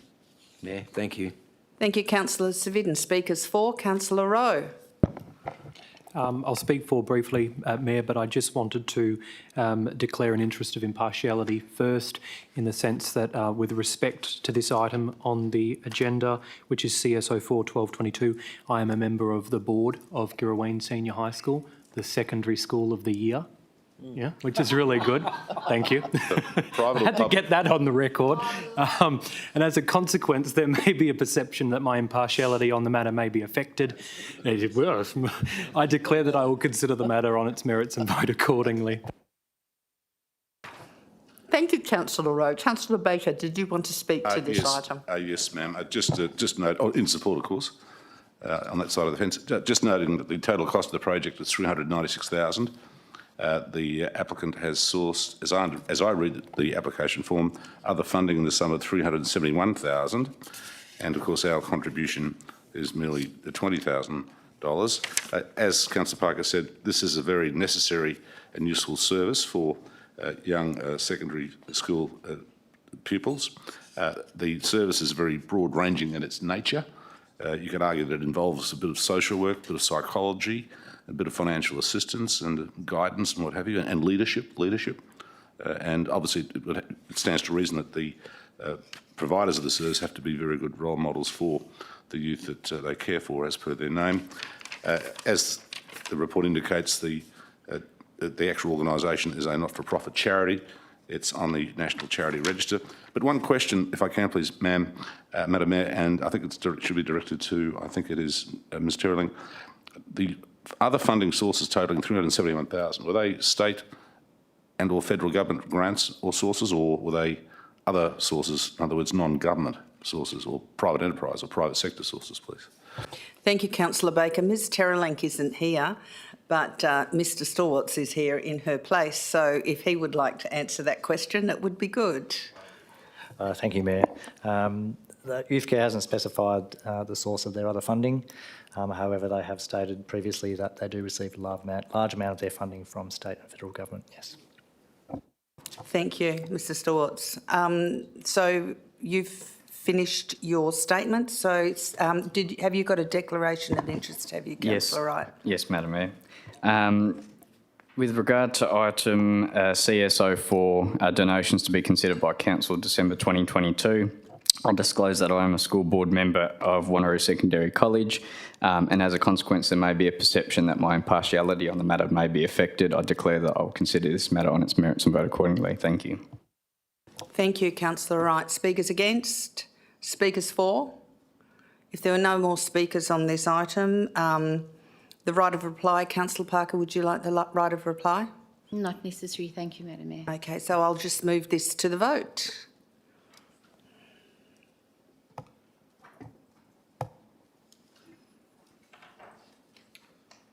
Who are we waiting for?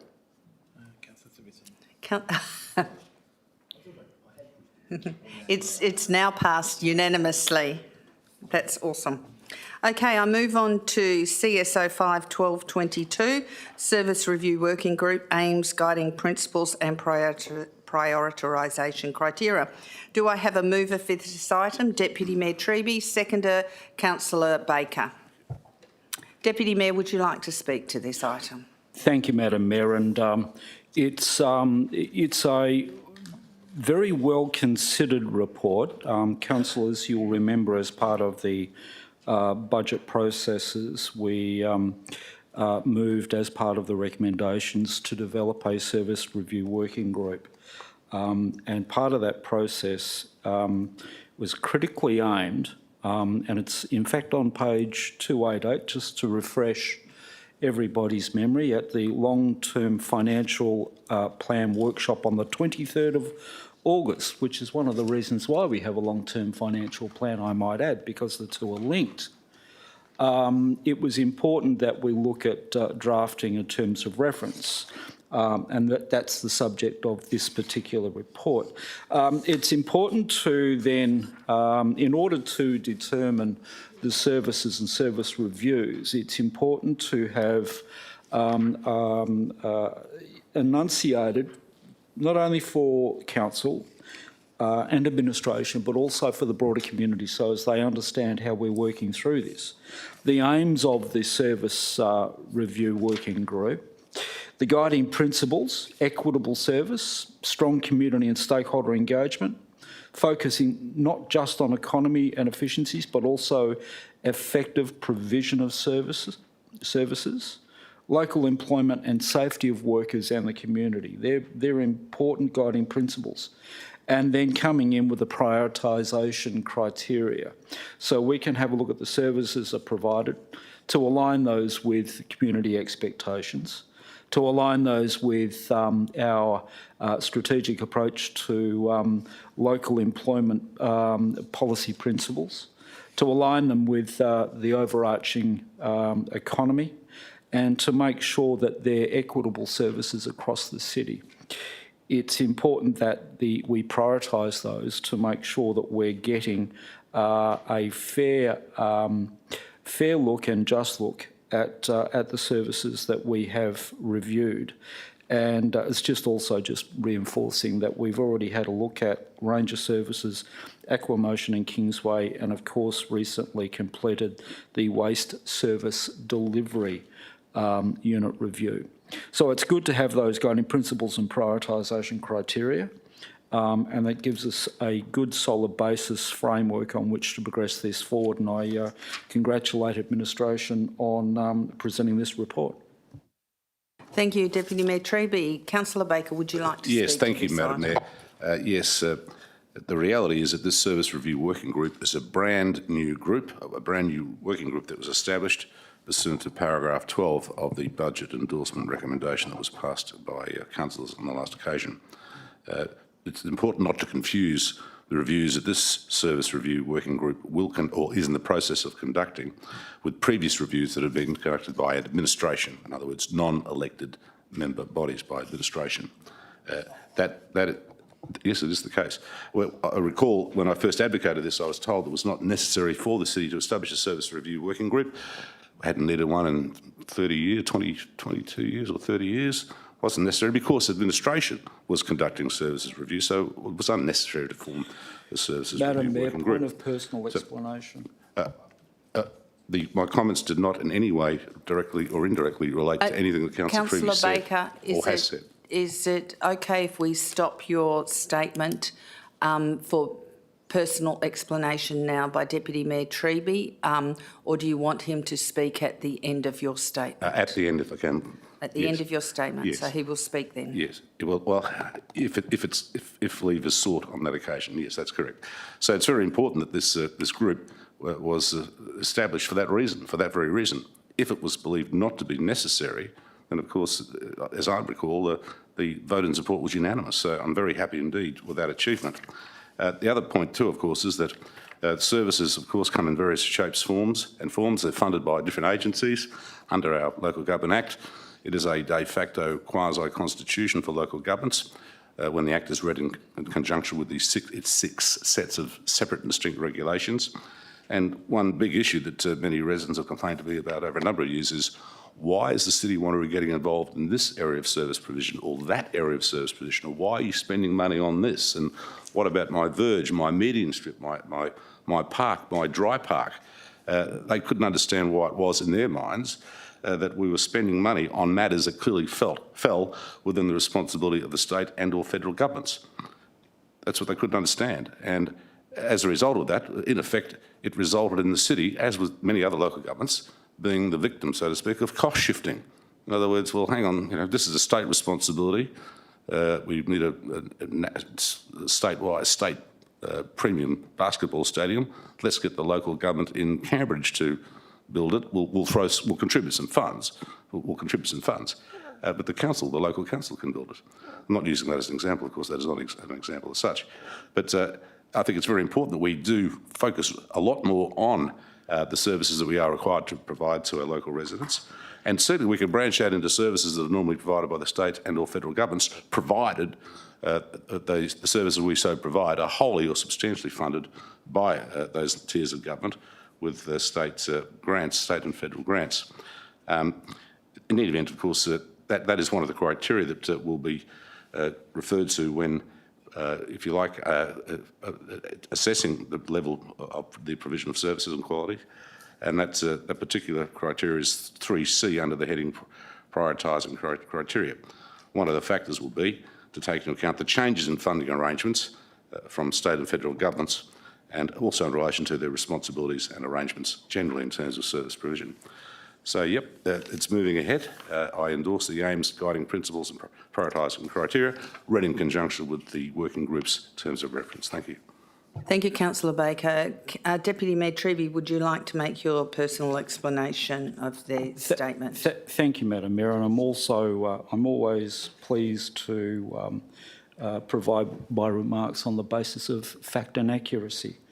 And just as an aside, the town of Cambridge didn't build the basketball facility, it was the state government. It was a hypothetical statement. I made it very clear it was not a statement reality. This isn't a debate. Deputy Mayor Treby is doing his personal response there. Okay, you've been allowed to make your statement without interruption. Thank you. I accept fully. And for the record again, and I think this has been stated on many occasions, the service reviews that have been completed, they included, as I referred to, Ranger Services, Aquamotion and Kingsway, and the waste services delivery were in fact led by council. Thank you, Deputy Mayor Treby. I seek leave to make a personal explanation, Madam Mayor. And your personal explanation is in regard to what, Councillor Baker? Yes, that the services reviews that were conducted by administration prior to the formation of this very important working group were services reviews conducted by administration. These services reviews. Councillor Baker, let's clarify this, whether council moved that administration do those service reviews or not. Mr Sims, can you follow that information through? Have you got it to hand? Thank you, Madam Mayor. No, I don't have it to hand, but from my understanding of the situation was that the Audit and Risk Committee endorsed the parameters and principles and methodology. That flowed from a workshop conducted by a university that explained the approach to the service review. That was at a council forum, I believe. And then the priorities, from memory, I think were determined by the Audit and Risk and then adopted through council. But I might just defer to the Director of Corporate Strategy and Performance, who is nodding, but is my recollection correct? Ms Jennings? Through the Mayor, the priorities, etc., were adopted by the Audit and Risk Committee, and I believe that says that in the report. But certainly it was conducted via forums rather than being a working group, so there was the training that was done by New South Wales University of Technology, I think it was, and subsequent reports went to councillor discussion sessions. So this way it's a little more formal in that it's a working group rather than to forums, but otherwise it's not dissimilar. And just to clarify, who are the members of the Audit Committee? Thank you, Madam Mayor. That is the whole of council. Thank you. So therefore all of the councillors were involved through the Audit Committee in the decision-making process for those items to be done. Just any speakers? Point of clarification, Madam Mayor.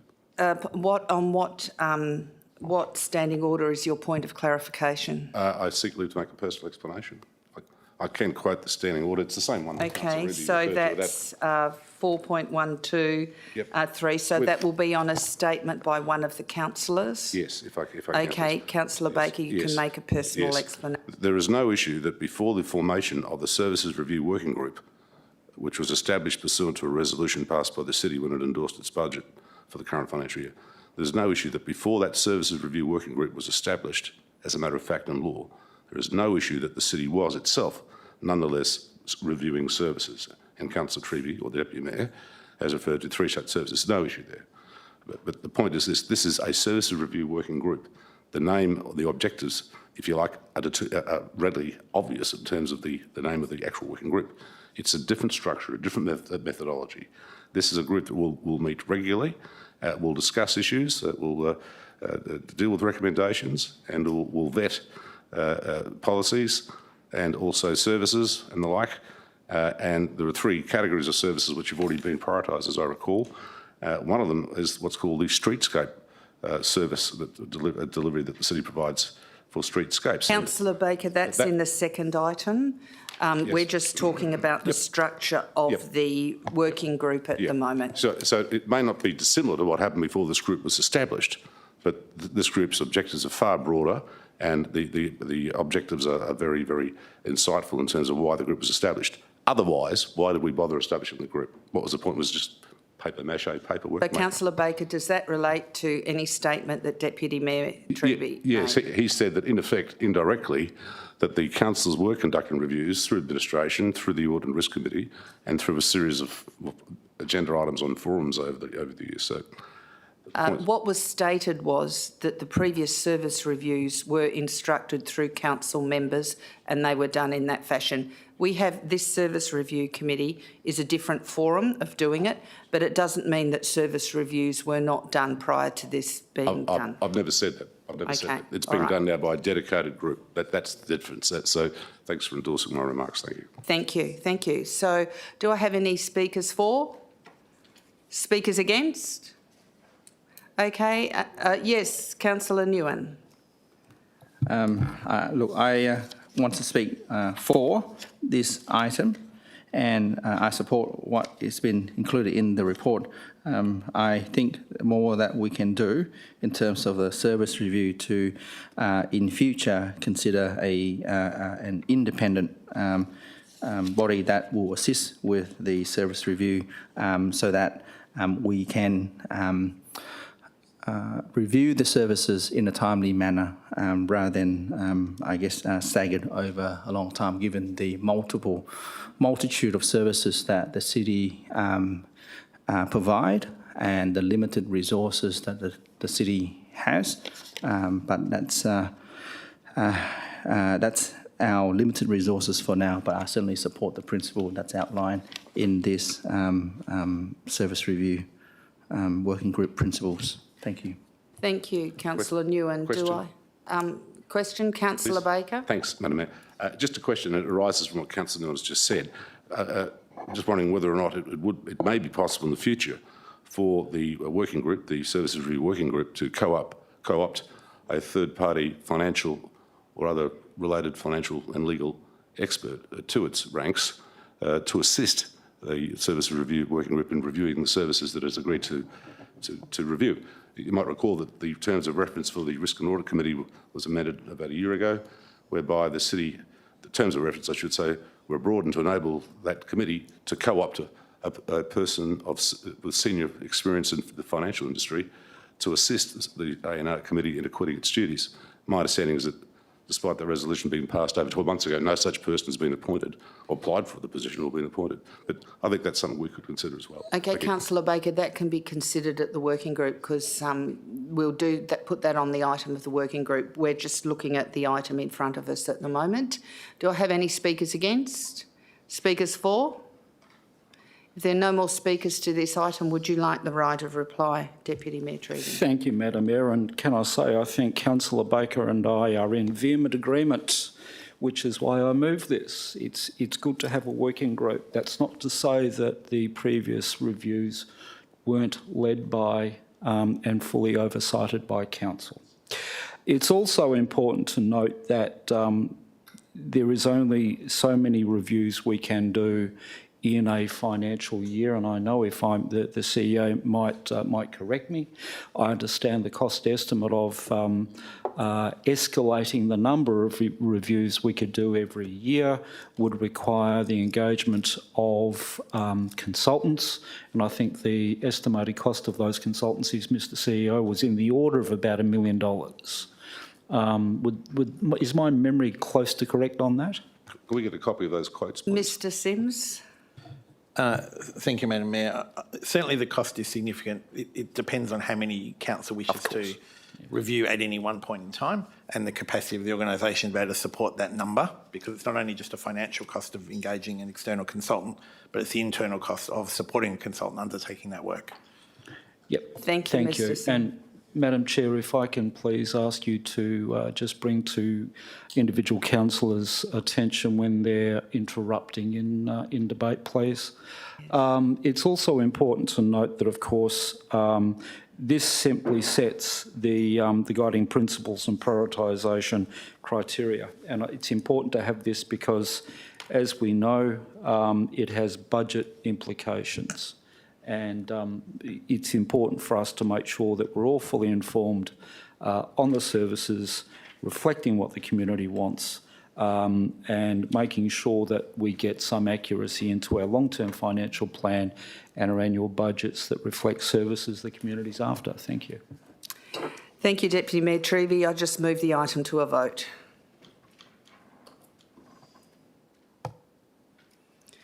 And that is passed unanimously. We move on to CSO 6, 1222. Do I have a mover for this? Yes, Councillor Rowe, seconder Councillor Baker. Councillor Rowe, would you like to speak to this item? Briefly, Mayor, and it has been a good opportunity to chair some of these meetings of the working group so far. I know I can't disclose what was actually discussed, but I can say that the conversations were very cohesive, they were productive, and I believe they were community-led. The Deputy Mayor already outlined the process in the last item, that we resolved at the budget night to form this working group, and I do acknowledge councillors who sat around the table beforehand and have been advocating for that formal structure. It was resolved in that would be late June, I believe, and was established relatively quickly at the with the support of the CEO, has met 2 times since, and prior to the end of the calendar year has already come back with the recommendations that are on page 295. So I actually do think that that is a good example that we can share with the community of the city working in a timely fashion to try and find the efficiencies that are obviously obviously required.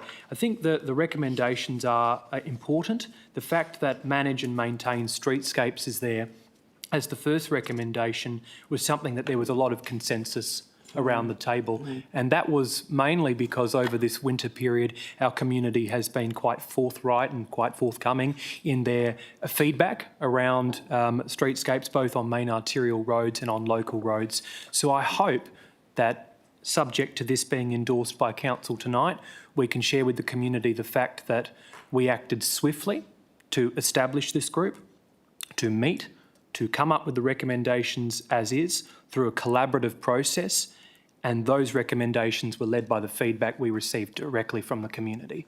That is how the process should work. That is how the process has worked in this case, and I think it'd be incumbent upon all of us to share that good outcome back with the community.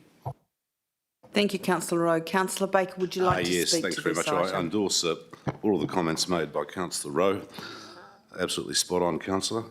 Of course, you're our inaugural chair of the committee, of course. There's another term that she used, but I won't use it. But yes, and you're doing a very good job indeed. And as Councillor Rowe has said, the prioritisation of the services to be reviewed by this committee, by this working group, by this working group, by this working group, that was community-led. Community-led. And the members were asked to decide, based on their community consultation, what they thought the most important service to be reviewed was. And what do you reckon? Our view was that the most important service to be reviewed was the maintenance and management of streetscapes, roads, median strips, etc., etc.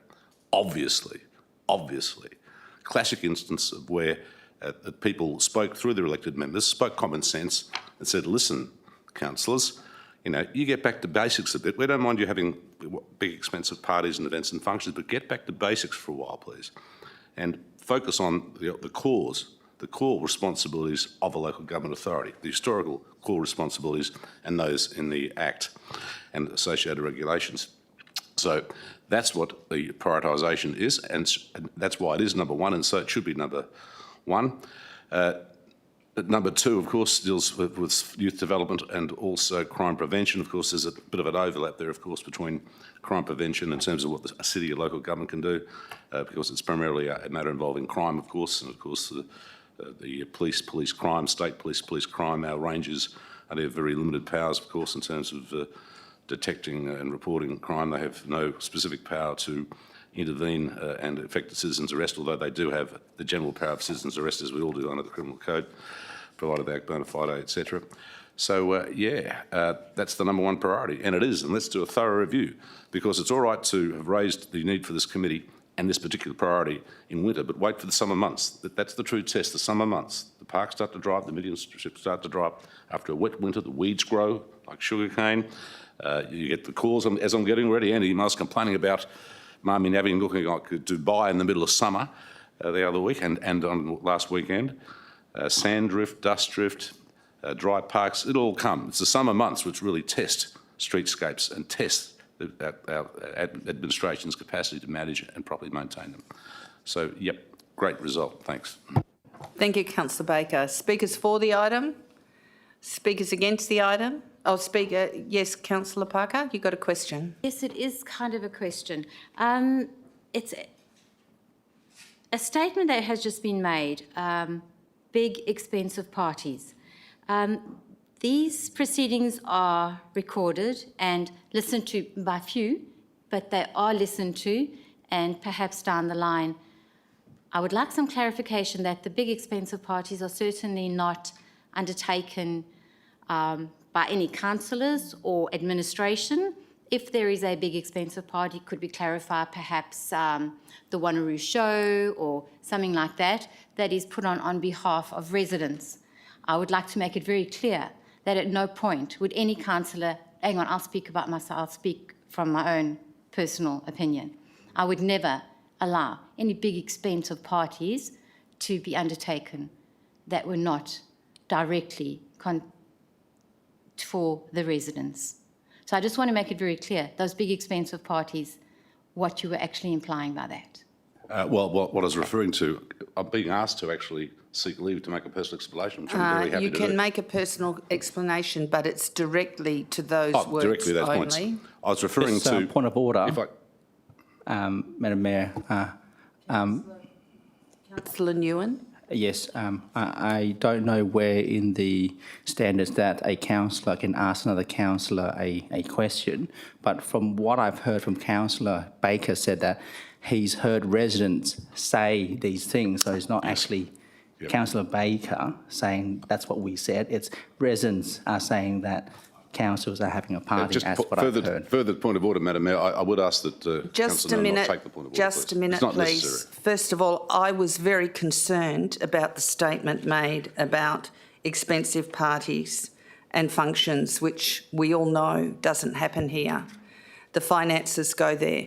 And we are supposed to be talking about a rate review prioritisation about median strips, and actually the statement of expensive parties and functions, whether it's said by residents or whether it's by yourself, is totally irrelevant to this item. So I actually asked you to retract that statement, please, and retract that, because that's not part of what we were discussing in service reviews, and that's not part of it. We were discussing median strips and what we were doing in our service review priority, and your discussion that went on about expensive parties and functions which don't happen, whether it's surmised by the ratepayers or not, is not a positive reflection on the city or the councillors or the staff, and it's not truthful to our city. So could you please retract that, because it wasn't necessary to make that statement? Well, the transcript can be read in due course. And I'm being misquoted, and I think you've been sucked in as well to misquoting the misquote even further. I was referring to the perception in the community, the perception in the community, the perception in the community. And in support of that perception, for example, the FACE Committee resolved several months ago to no longer fund the $200,000 Barbagallo Super Rates Night V8 dinner involving council members and the guests. That's no relevance to this that was perceived as being a big expensive party, free of charge. That is no relevance to this item on the agenda, Councillor Baker. It is not. The presiding member has ruled that this is no relevance, and bringing up expensive parties and functions within this item, which is service reviews for median strips, and the other items, which is youth development and crime prevention, is not part of this item on the agenda. And so the presiding member, the chair, rules that. So there will be no more discussion on this. Thank you. If anyone wants to speak to the item, you've already spoken. You've already spoken. Ma'am, you raised no objection when I made the statement. You raised objection 10 minutes later on Councillor Parker. I'd already said the words. I had already highlighted that, and therefore I have made my ruling. There is no point of order here, Councillor Wright. Let me finish what I am saying, and do not interrupt the chair again. What's your tone? What's your tone, Councillor Wright? I have ruled that that statement is incorrect, and it is not relevant to the item we are discussing. And so therefore there will be no further discussion, because it's not relevant to service reviews prioritisation. And so therefore, and you have already spoken to the item, so you have no right of reply. Did you want to ask a question, or did you want to make a statement, Councillor Wright? It's a point of order 4.7. Members must not interrupt. And while I was listening to your point, I was actually backing you up in regards, because I couldn't hear when Councillor Civic was yelling over the top, making a noise from that corner of the room. So that was what I was bringing your attention to, and he has done it multiple times this meeting, and you can watch the live stream. And as Deputy Mayor said, I was just bringing to your attention that point of order. It was nothing about between you or Councillor Baker. Thank you, Councillor Wright. I appreciate that. So let's just settle down and move on and discuss the item on the agenda, which we have now, which is item CS06 1222. Councillor Rowe has moved it. Councillor Baker has seconded it. Councillor Baker has spoken to it.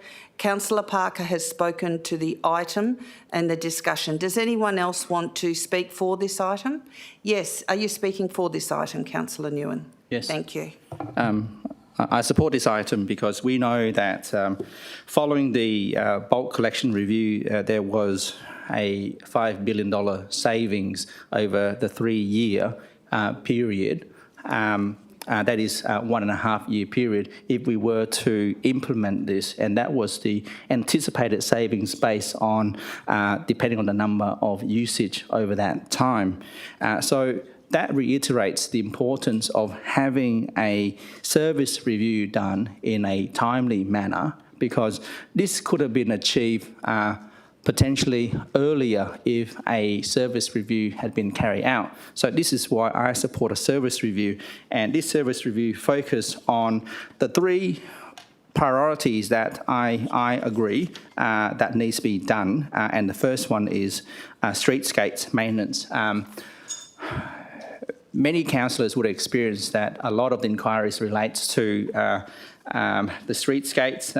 Many residents are unhappy and certainly unsatisfied with the state and conditions of our parks, our verges that aren't looked after as well as we can be. And this is our part of our core service to ensure that parks and streetscapes are well maintained, are safe for the community.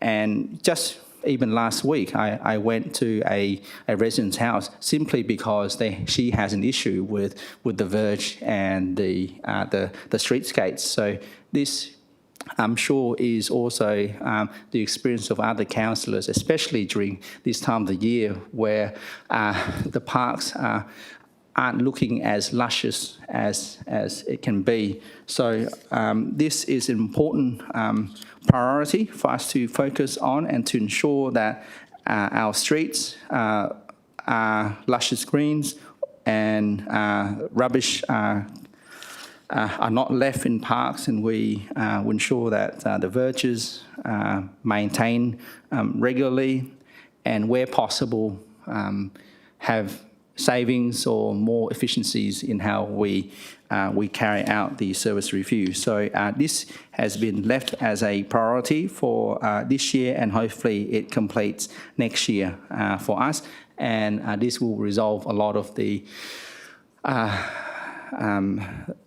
complaints from residents about our current parks and verges, and certainly will reduce those inquiries that I have received in the last few weeks. In relation to the other items that's proposed for financial for the next financial year, the youth development and crime prevention, certainly that is also an important area that we need to focus on. Crime prevention, we know that our residents need to feel safe, and we have really good response from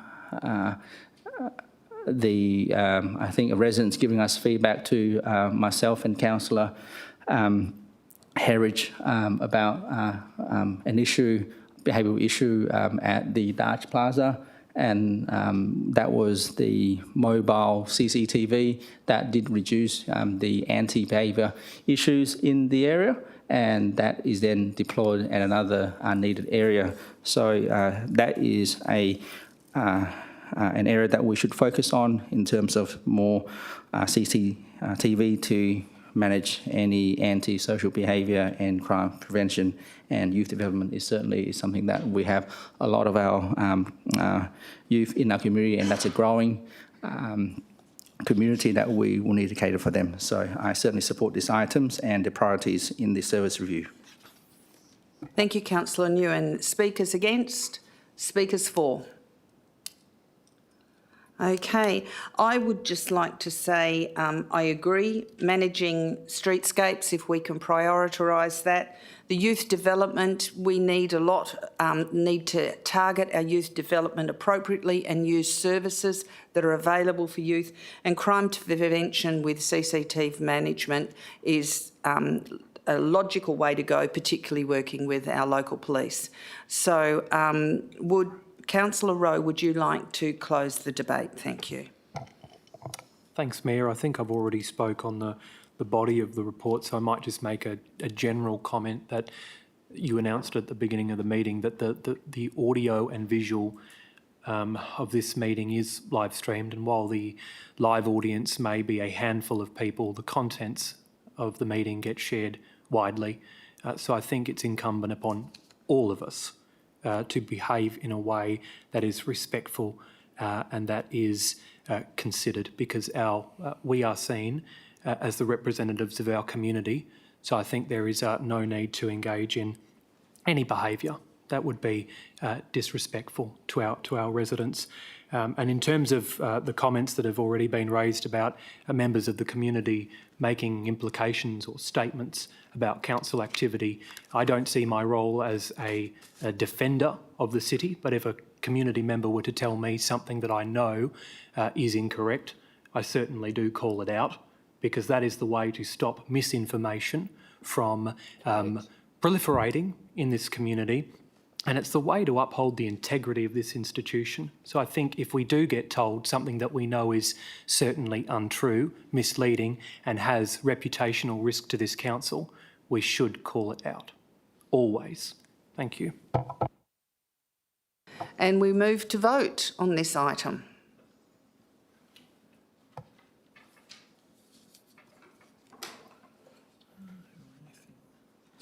And it's carried unanimously. I move to item CEO 11222, annual review of the 3-year strategic internal audit plan. Who would like to move this? Deputy Mayor Treby. Who would like to second it? Councillor Civic. Deputy Mayor Treby, would you like to speak to this? Thank you, Madam Mayor. This item has gone through audit and risk at our last meeting. And I think it was roundly endorsed by the Audit and Risk Committee, and I urge councillors to support it. Thank you, Deputy Mayor Treby. Councillor Civic, would you like to speak to this item? Other than to say there's no further comment from me, I think Councillor Treby's hit it on the head. Thank you. Thank you, Councillor Civic. Speakers for? Speakers against? Would you like the right of reply? There was no. Okay, so I move it to a vote.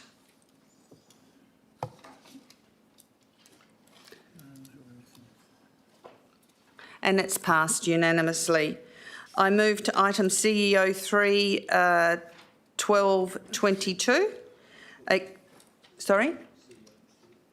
Oh, CEO 2 1222, the Strategic Risk Register update. Do I have a mover for that? Deputy Mayor Treby. Seconder, Councillor Baker. Deputy Mayor Treby, would you like to speak to the item? Thank you, Madam Mayor, and certainly as Chairman of the Audit and Risk Committee, and being a long-term champion of risk and risk management and identifying strategic risk over many years, I think this report reflects the level of maturity the organisation's developed in terms of having a look at our strategic risks, which, and to paraphrase, they are risks that will impact and affect the city's operations at a level where we're not able to put in mitigating strategies to negate those risks, and we must be aware of them. They will affect the city, they will affect our residents, they will affect everyone across the community, and they've been adequately identified here. And it should give confidence both to council and administration, but also to the broader community, that we have a very firm eye at the broader macro issues that are facing our community today and into the future. Thank you, Deputy Mayor Treby. Councillor Baker, would you like to speak to this yes, item? thanks, Madam Mayor. I'll be very brief. Just to note that the report notes under the heading of strategic risks on page 317, and heading over the page, that the risks that have been assessed have received the risk ratings of low and medium. The only other thing I'd like to add is that it may well be that the Audit and Risk Committee's if you like, service delivery may improve once the proposed independent third-party financial senior advisor is appointed by the city, if and when that occurs. But yes, I endorse the recommendation. Thank you. Thank you, Councillor Baker. Speakers for? Speakers against? Would you like the right of reply, Deputy Mayor Treby? Okay, so I move that to a vote. And that's passed unanimously. CEO 3/12/22, extension of review dates for council policies. Do I have a mover on that? Councillor Baker, seconder? Councillor Rowe. Councillor Baker, would you like to speak to this item? No, look, rather than having review dates mandated, I think it's preferable as a system if we simply review as and when we believe it's necessary. But, yeah, obviously it helps to have review dates. At least we have a bring-up date, so to speak, for the policy to be reviewed, and we can use that as the opportunity to raise any issues that have been raised during the interim period from when the last review was conducted. Thanks. Thank you, Councillor Baker. Councillor Rowe, would you like to speak to this item? No, thank you, Mayor. Okay, any speakers for? Speakers against? I don't think you need the right of reply, Councillor Baker, because everyone seems to be supportive, so I just move this item to a vote. And that's passed unanimously. Item 9, motion on notice, we have none. Urgent business, item 10, we have none. Item 11, confidential motion. We do have a confidential item tonight. I'd just like someone to move to close the door. Deputy Mayor Treby and Councillor Civic in seconds. So can we vote to close the door, please?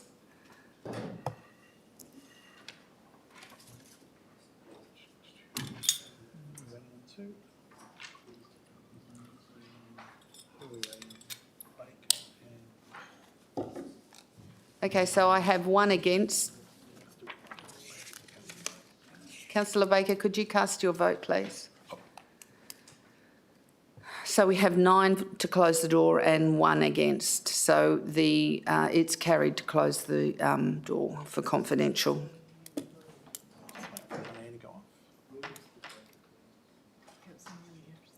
Oh, Councillor Nguyen.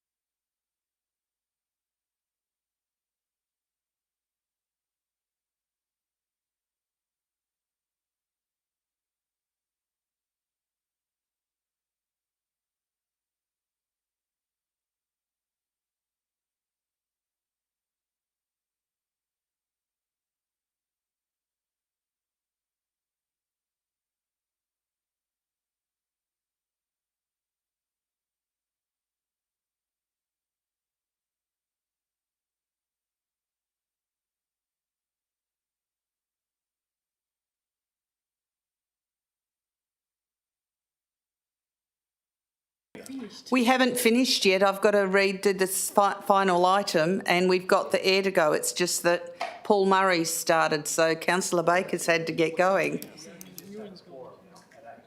Yeah.